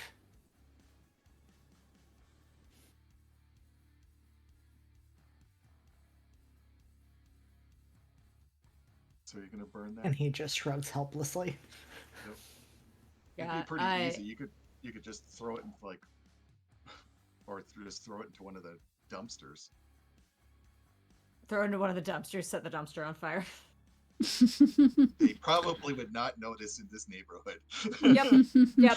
Well, and Kate is also going to see about see if anyone in this group knows enough about cars to fix whatever this radiator thing of this, like to diagnose and fix this, antifreeze leak themselves. Well, chances are, and even if you don't, chances are there's a station like within pushing distance. Yeah.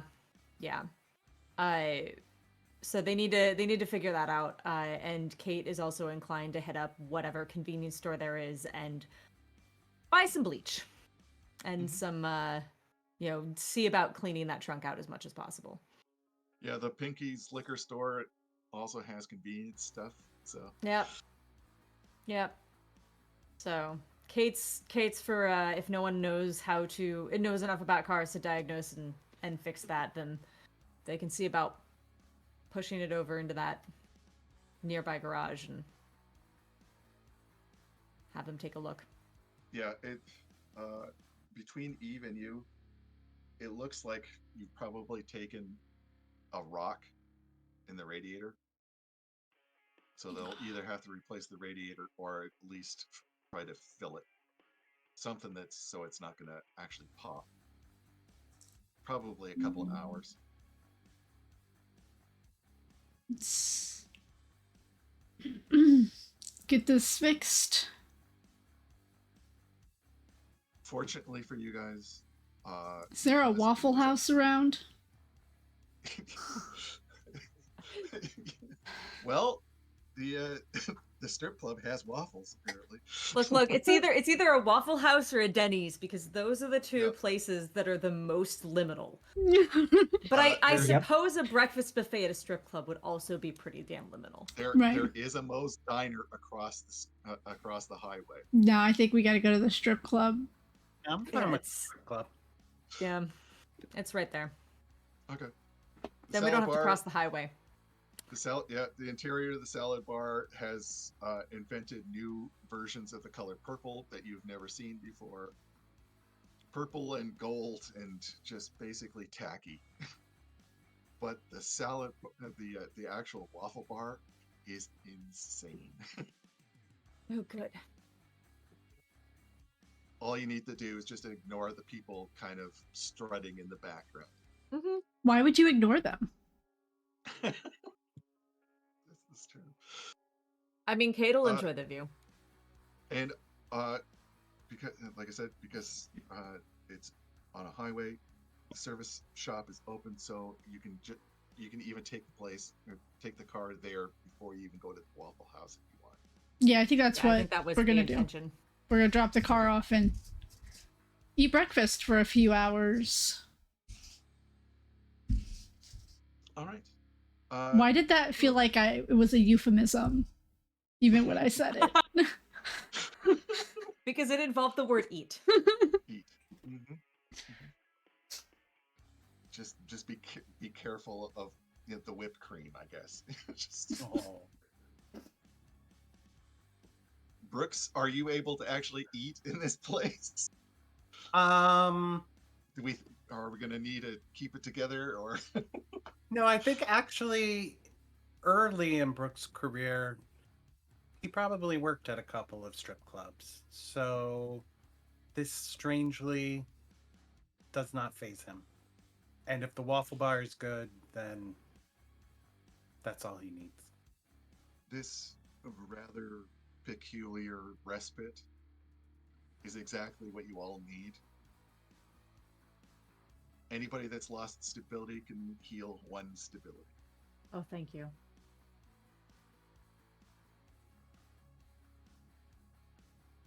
So by the time you guys get out, the autumn has kind of turned nasty. It's threatening rain. The entire strip is kind of grayish because the sun is only coming up. There really isn't much light, so everything is kind of blanched out.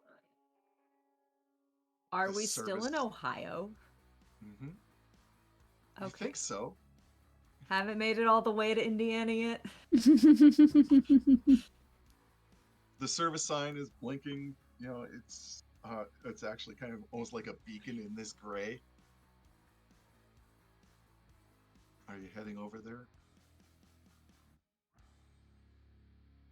I mean, that's Okay. the car. Yeah. I assume we've got all our Yeah. bags with us because we've checked out of the motel. Mhm. Mm-hmm.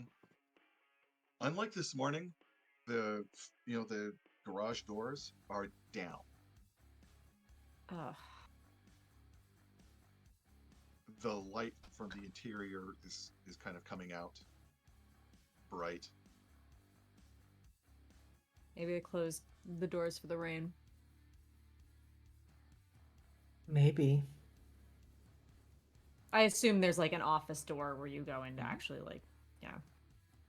The office So- area is empty. Is there a bell? Yeah. Mm-hmm. Ding. Yeah, you can kind of smell the oil and the typical garage manly stink. And then you can also smell a hint of something else just lingering beneath the surface. And it kind of reminds you of last night when there was all that blood on concrete. Oh, you're fucking kidding me. Is there a door into the garage that I can look through? Mm-hmm. Yep. I'll take a peek. Because The door apparently I opens up like into- trauma. The door opens up into the garage. The lights are mostly off. It looks like just basically this, where you hang the lamp. One of the lamps is hanging from Eve's car, which is currently up on a rack. It's like the only light, and the interior of that garage loses definition near the walls. It's just like it's larger on the inside than the out.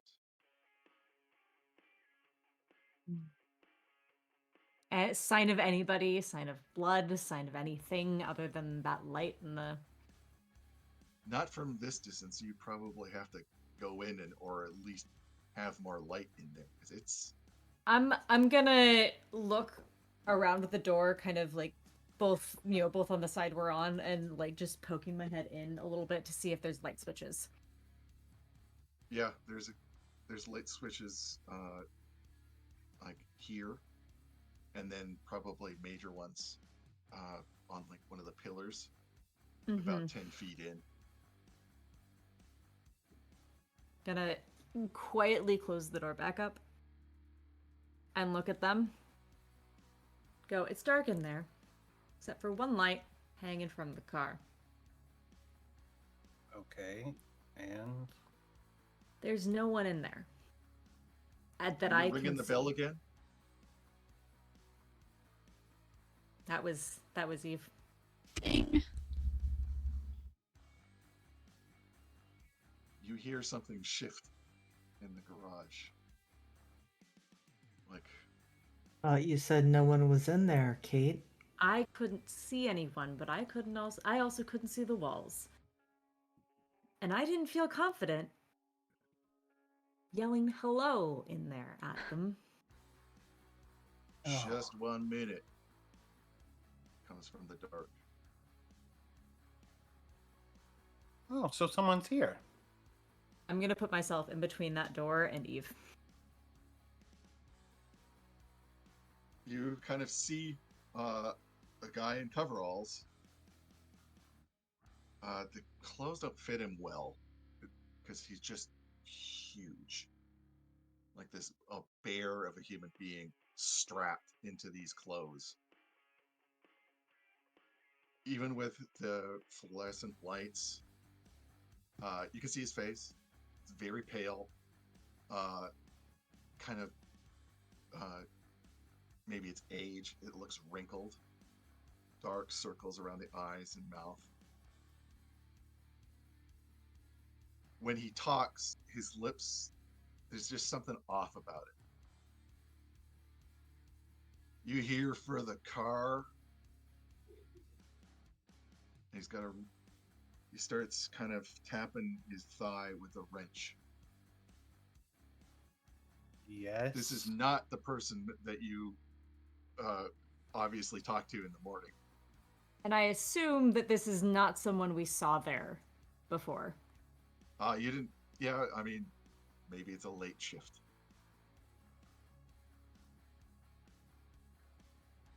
It's not like I got all day.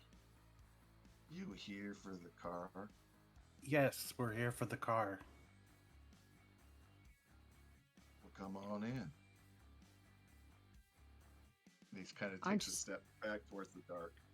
Aren't you supposed to drive the car out for us? Considering it's still up. I There's don't think some that's how this issues works. with it. You want to take a look? We gotta discuss it. I think we can discuss it in here. Sir. He kind of just blinks. Again, the way his eyelids work is kind of like, it's like off. That's the only thing that you can say. It's like they're slow to react. Yeah. Definitely keeping myself between him and Eve. Honestly, I'm probably keeping myself between him and all of them. I'll go talk to him. And if I don't Brooks. come back No. in like 5 minutes, or Brooks. No. Mm, Absolutely not. okay. we can talk just fine right here. What's wrong with the car? Gots to show you. There's things that you need to see. Why bet don't you'd you like that. tell And us? when he smiles, those lips just kind of just Mhm. don't work.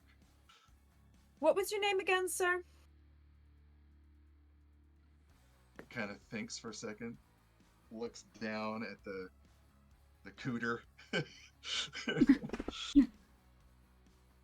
Cooter. Eve takes a step toward Lucas.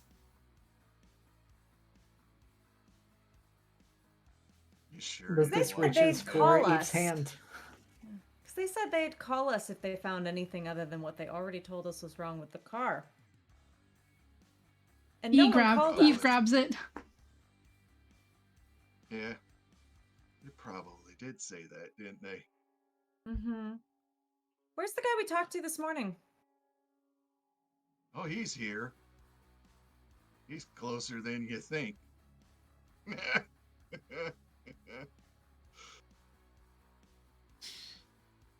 We like it when you run. Isn't that right, Kate?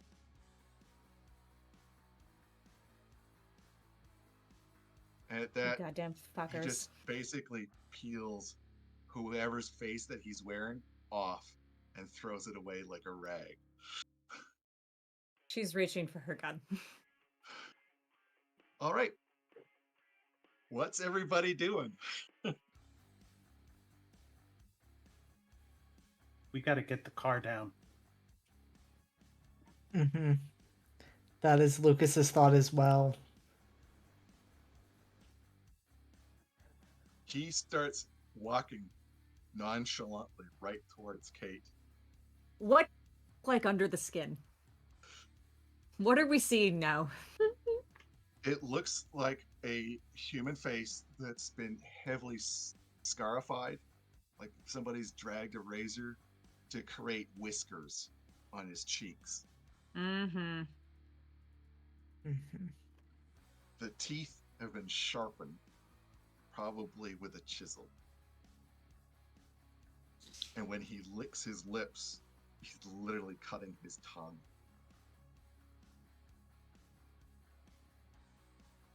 Gonna run, Kate. Come on. You gotta run.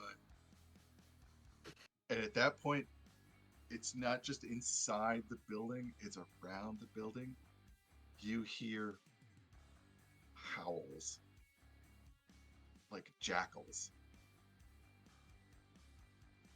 I'd like to shoot this guy in the face. All right. Let's go for it. Shoot him. She does have the silencer on her gun, but she would Okay. like to shoot this guy in the face.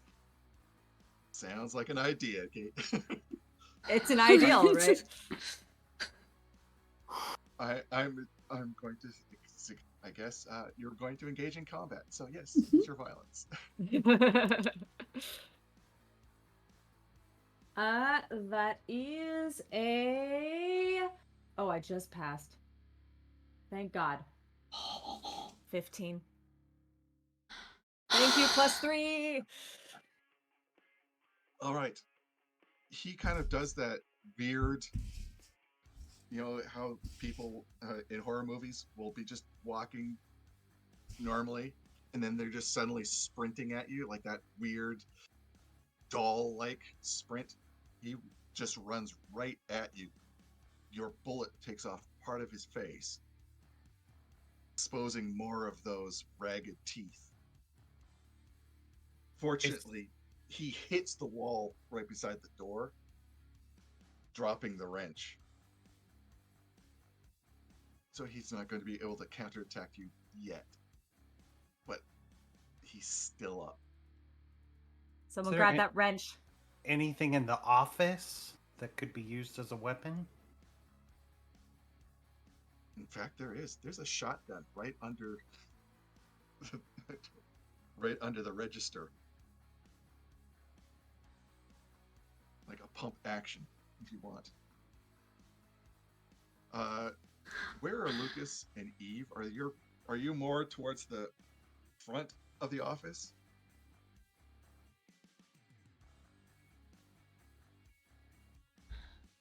I think so. I think they're probably closer, like towards the door, like, and in that range.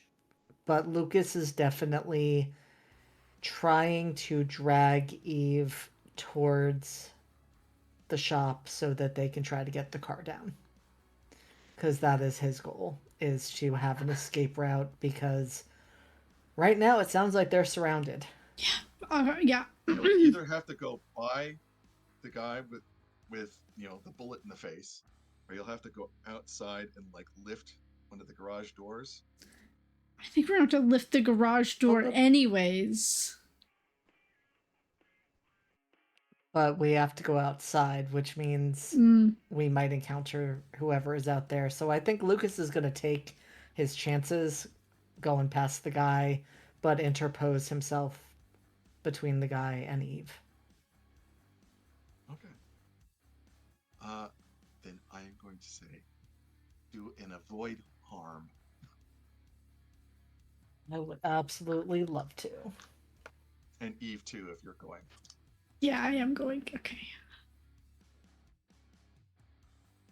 And I'm assuming Brooks is picking up the shotgun. Yeah. That's not optimal. That is an 11. Okay. That's actually good.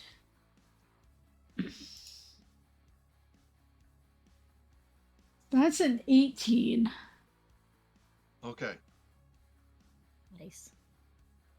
The guy just basically, he senses movement, even though you can barely see because of the blood. Lucas, you are able to superimpose your body between him and Eve as he just basically just jumps out. You feel his teeth sinking into your shoulder, taking out a nice chunk, and then you're away. But you do take one harm. Seeing Lucas get hurt and hearing Kate say something about a wrench, can I grab said wrench and whack this guy over the head with it? With that roll, yeah, you can basically pick up the wrench and then you can respond as he's trying to attack. I'm gonna also use my death drive advantage to try and get some edge. So we're gonna get a little violent. No, really? Nobody hits my best friend. Well, I guess let's go first. 13. Okay. So 13 for death drive. I get 2 edge to spend. All right, and now you can engage in combat.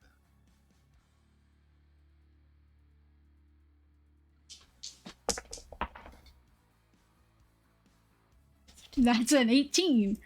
And I'm going to use one of my edge now to deal an additional 2 harm with this wrench.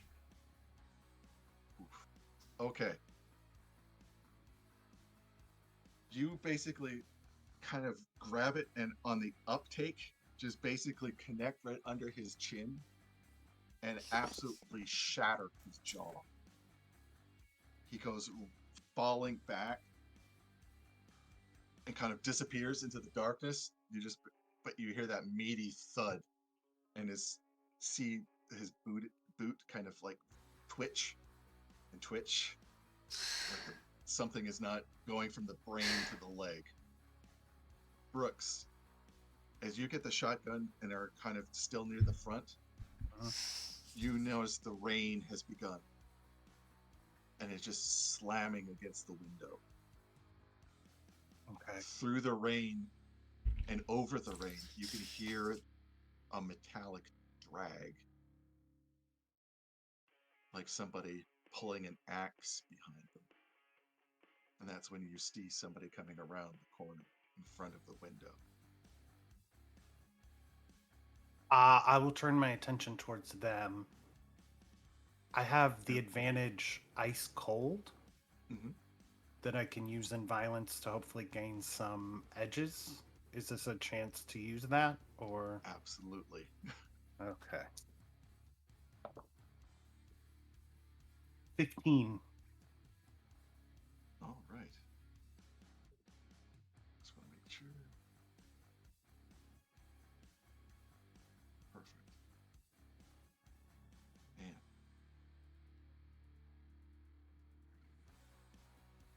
do you remember what page it's on? Sorry. In the player's guide, it's on page 76. Sorry. Really quick. The edges I gain, I get 3 edges, and I can get avoid an attack, manage to snatch something, maneuver into a better position, or put someone in a bad position. Everyone gets +2 to any attack moves. Ooh. Okay. So, do you want to describe what you're doing? Yeah. This person just seems to be walking, almost like in a daze. You think it's a woman, With an basically axe. from the shape, Yeah, but with an axe. but with an axe and wearing some kind of Halloween mask. I'm gonna head towards her, keep my distance, and I'm gonna brandish the shotgun, Mm-hmm. and I'm gonna be like, "You literally just brought a knife to a gunfight." Let's go. We needed someone with the clever quips. Mm-hmm. Because it sure as hell ain't Kate. She just swears. Yeah, it looks like they're wearing some kind of wolf mask. Their hair is all matted. They probably haven't washed for weeks because you can smell them even over the rain. They're dragging this axe behind them, and then they're raising it up almost like a toothpick. It's just like with one hand. And I fire the shotgun. All right. Engage in combat. Please. Okay, not awful. 13. All right. So you inflict damage, but there's a cost. I imagine Brooks has never fired a shotgun in his life, so the kickback is probably more than he can handle. Okay. The gun goes clattering off into the dirt. Inside the garage, you can hear that rhythmic cha-chunk, cha-chunk, cha-chunk again, as if a distant machine has basically begun and revved up. The walls seem to stretch away, and as they stretch, you see more figures coming out of the darkness. At least 5 or 6. And you hear that kind of that jackal cackle. And howls. We can't take on all of these people. All of them seem to be carrying different kinds of weapons like machetes or ice picks, basically weapons that are meant to inflict as much pain and suffering as humanly possible. And all of them are wearing those weird kind of animalistic masks. All of them are painted in somebody's blood, and now you get to begin to see where the rest of the crew, basically the people that you met not a couple of hours ago, pieces of them just lying scattered like leaves. What do you do? I'm gonna try and get to the car. That was even Lucas's original plan. Until Eve went a little cuckoo. Okay. Act under pressure.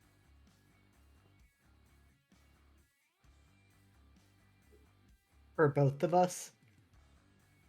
Yeah, what's Lucas doing? Are you going to try to open up the front?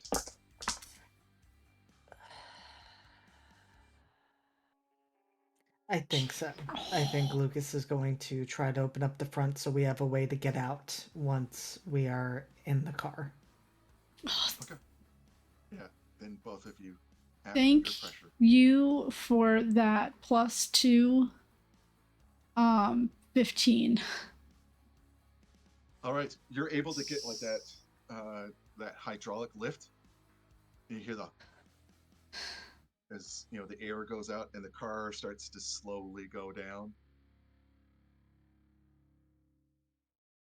Hopefully, you'll be able to get the car down to the level before those things have come out of the dark. Because like I said, the interior of this building seems to have just basically lost all geometry and distance. Kate, are you doing anything? Kate is I assume Kate was able to see that shotgun go flying. Mm-hmm. And you also see this jackal. Yeah. You definitely know what these are. Yeah. About to take Brooke's head off with that axe, even as there's bleeding out. Fucking. They're wearing fucking masks. Which means my pepper spray isn't going to be as useful. My tear gas spray. Not less useful when there's a mask protecting their eyes. Mm-hmm. Okay. Well, is there anything between me and this jackal? Just the glass of the front. Not, a bullet. Oh, did Yeah, Brooks, did you step outside? Yep. Oh, you. Okay. I missed the outside portion. Brooks is gonna Brooks. Brooks is gonna Brooks. Brooks, it's gonna Brooks. Okay, is Brooks between me and her? No. They're basically, she is coming along the side of the building. Brooks is kind of like just stepped outside the doorway. So you could literally shoot her through the window. I would probably do that. And then after I've shot, before I've even looked to make sure it worked, I am grabbing Brooks and trying to yank him inside. Okay, so just basically walking up, pow pow. Yeah. Go for the engage combat. I've put them in a bad position, so you Oh. get a +2. Ooh. How's a 20 feel? Oof. Oof. I think that feels For that. I think Not great for her. that feels Okay, Brooks, you see that axe just about to come down, and then her head just snaps to the side as and that entire side just kind of gets blown out. You're showered in glass, but she just collapses onto the ground. I grab her axe.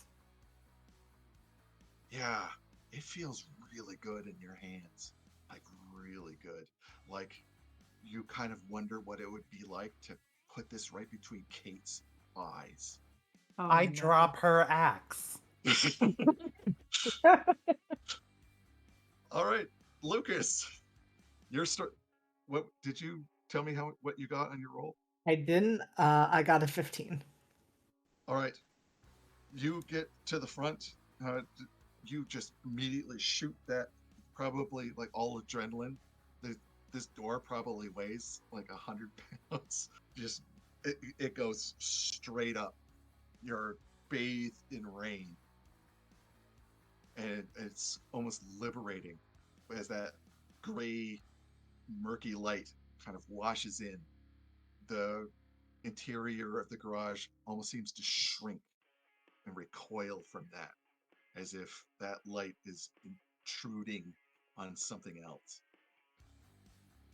And off in the distance, on the highway, you see that woman, the woman that you ran over not a few hours ago, just standing there in the road.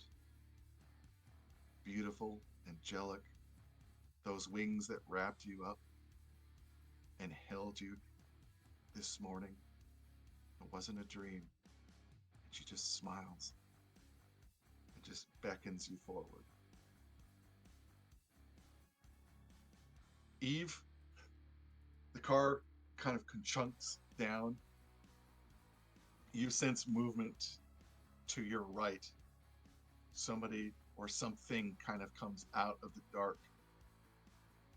It has something rusted and jagged and means to do you harm.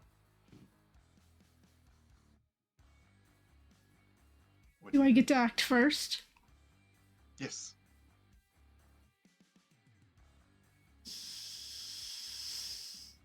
I'm gonna hit it with this wrench again. 'Cause I think that's the only thing I've got. Okay. Engage in combat again. Yeah. I'm gonna use my last edge to deal 2 extra harm to this. All right. 16. You just feel that meaty thunk, and the figure goes recoiling back into the dark. You're not gonna hurt my friends. You're able to get into the car. No keys. They're probably on the front desk. That's okay. I've hotwired this car before. What's everybody doing? I mean, you do still have 2 of us, well, 1 of us in the office. And I probably know what your keychain looks like. Can But I someone need grab to know my you need it. keys? But she's still also opening up the old wiring, just in case. All right. Okay. Kate's still aiming to yank Brooks back into the office. And she's going over to just like immediately look at the desk for the keychain that she would recognize. All right. And Lucas, you're in that doorway. That moment kind of breaks as the rain, and the clouds erase that image. And you can see the figures inside the garage about to pull Eve out of the vehicle. I'm gonna go because Lucas definitely was like starting to step towards that figure that he saw, but on having that moment break and looking back, I think Lucas is gonna make a really poor life decision just on sheer adrenaline and panic, and he's gonna swing at one of those figures with his fist. All right. Engage in combat.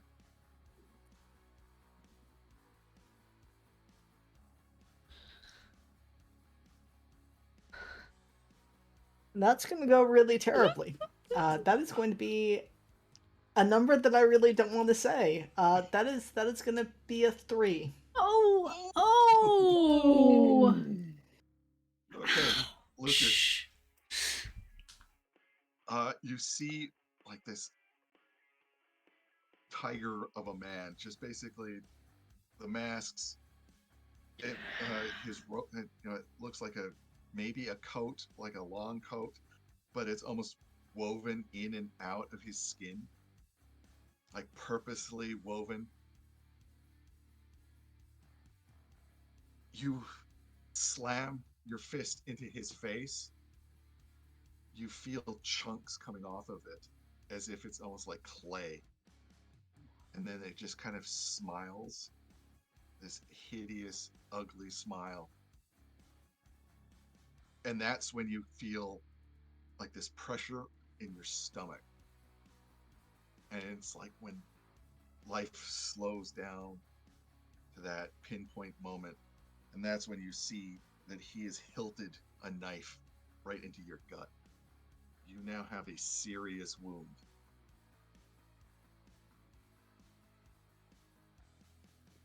Between that tracks. and chances are, if this isn't healed, you might bleed out. The others see that. As the car, Eve, you get the car, it roars to life.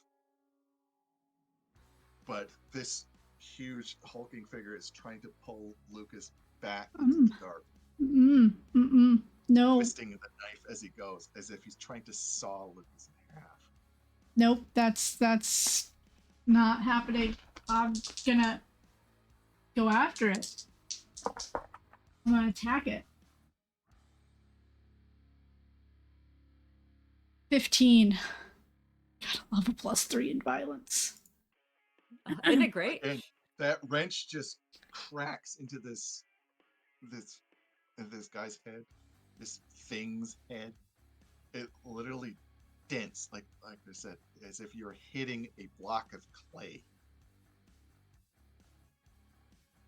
The thing daggers back, and that blade comes out, and the blood kind of just rushes down Lucas's waist, and he collapses into your arms.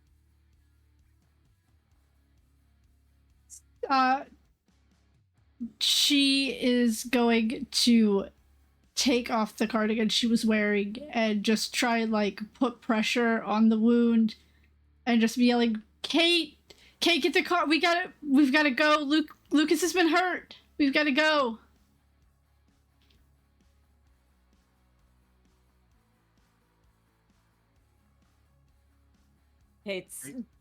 I assume Kate has heard the car start.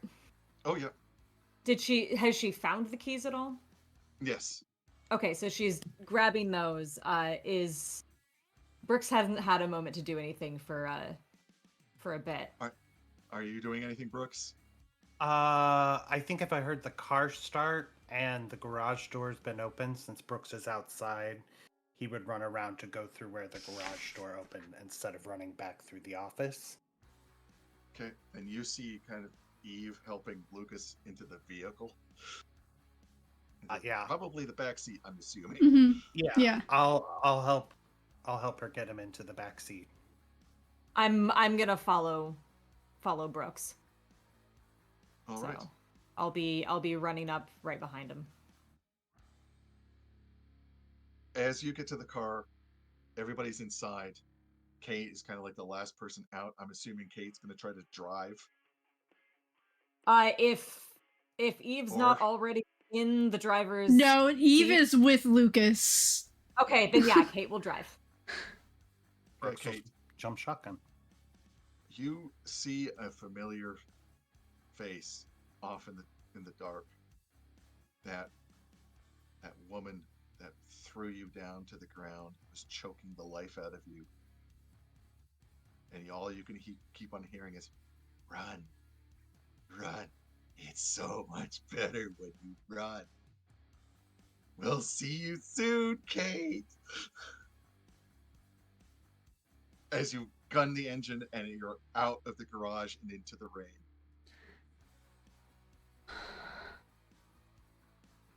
Getting back on the highway. And that's probably maybe where we should end it. Yeah. Anyone want to do anything? As I'm assuming everybody's tried to help Lucas not bleed out. Kate's swearing. Just we're swearing as we're driving because there's a lot of swearing. Yeah, It's not helping Lucas much, but Brooks, you can kind of see that van as you're driving off. You can see that van has been parked. But nobody's coming out of the garage itself.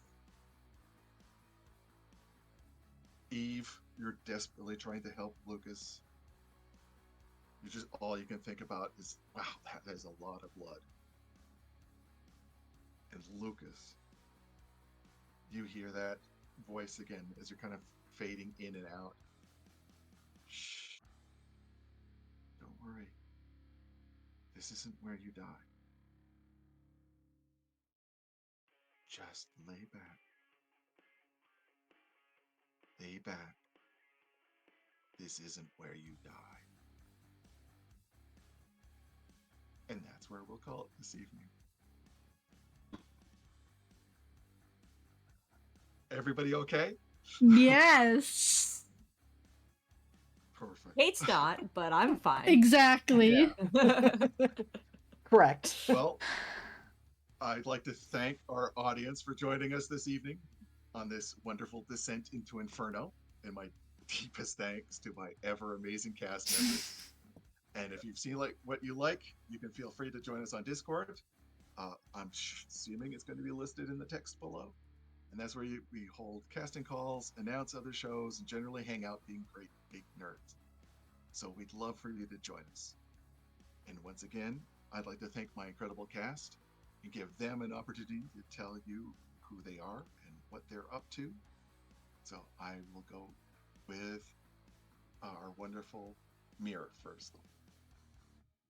Hey everybody, I'm Mir. I was playing Kate Smith, our Avenger, this evening, and you can find me on the internet as Mir Draws. That's MYR Draws on Blue Sky. No longer on Twitter because I have abandoned that hell pit, and on Instagram. JD. Hey, I am JD. Tonight I have been Lucas Wolf, the Descendant, and you can find me on most socials at JD, not Jason Dean. Ido. I am Dido. I played Eve Blevins tonight, the Cursed. You can find me on Blue Sky at Dido to see what I'm up to. And our wonderful Avenger. Hi, I'm Benji. This evening I was playing Brooks Haverly, who did not participate in an orgy, sadly. And you can find me online on all the various socials under @Chance47. Thank you. And I, finally, am Jason Fryer, writer and designer of KULT Divinity Lost. And thank you for letting us share this game that means so much to me, has meant so much to me over the many decades. Too many decades. You can find me in interwebs at OtterPoet, pretty much just screaming into the void for absolutely no reason. So thank you again for joining us. It has been an absolute pleasure. I hope you have a wonderful night. And just remember that thing under the bed is just your imagination. Night.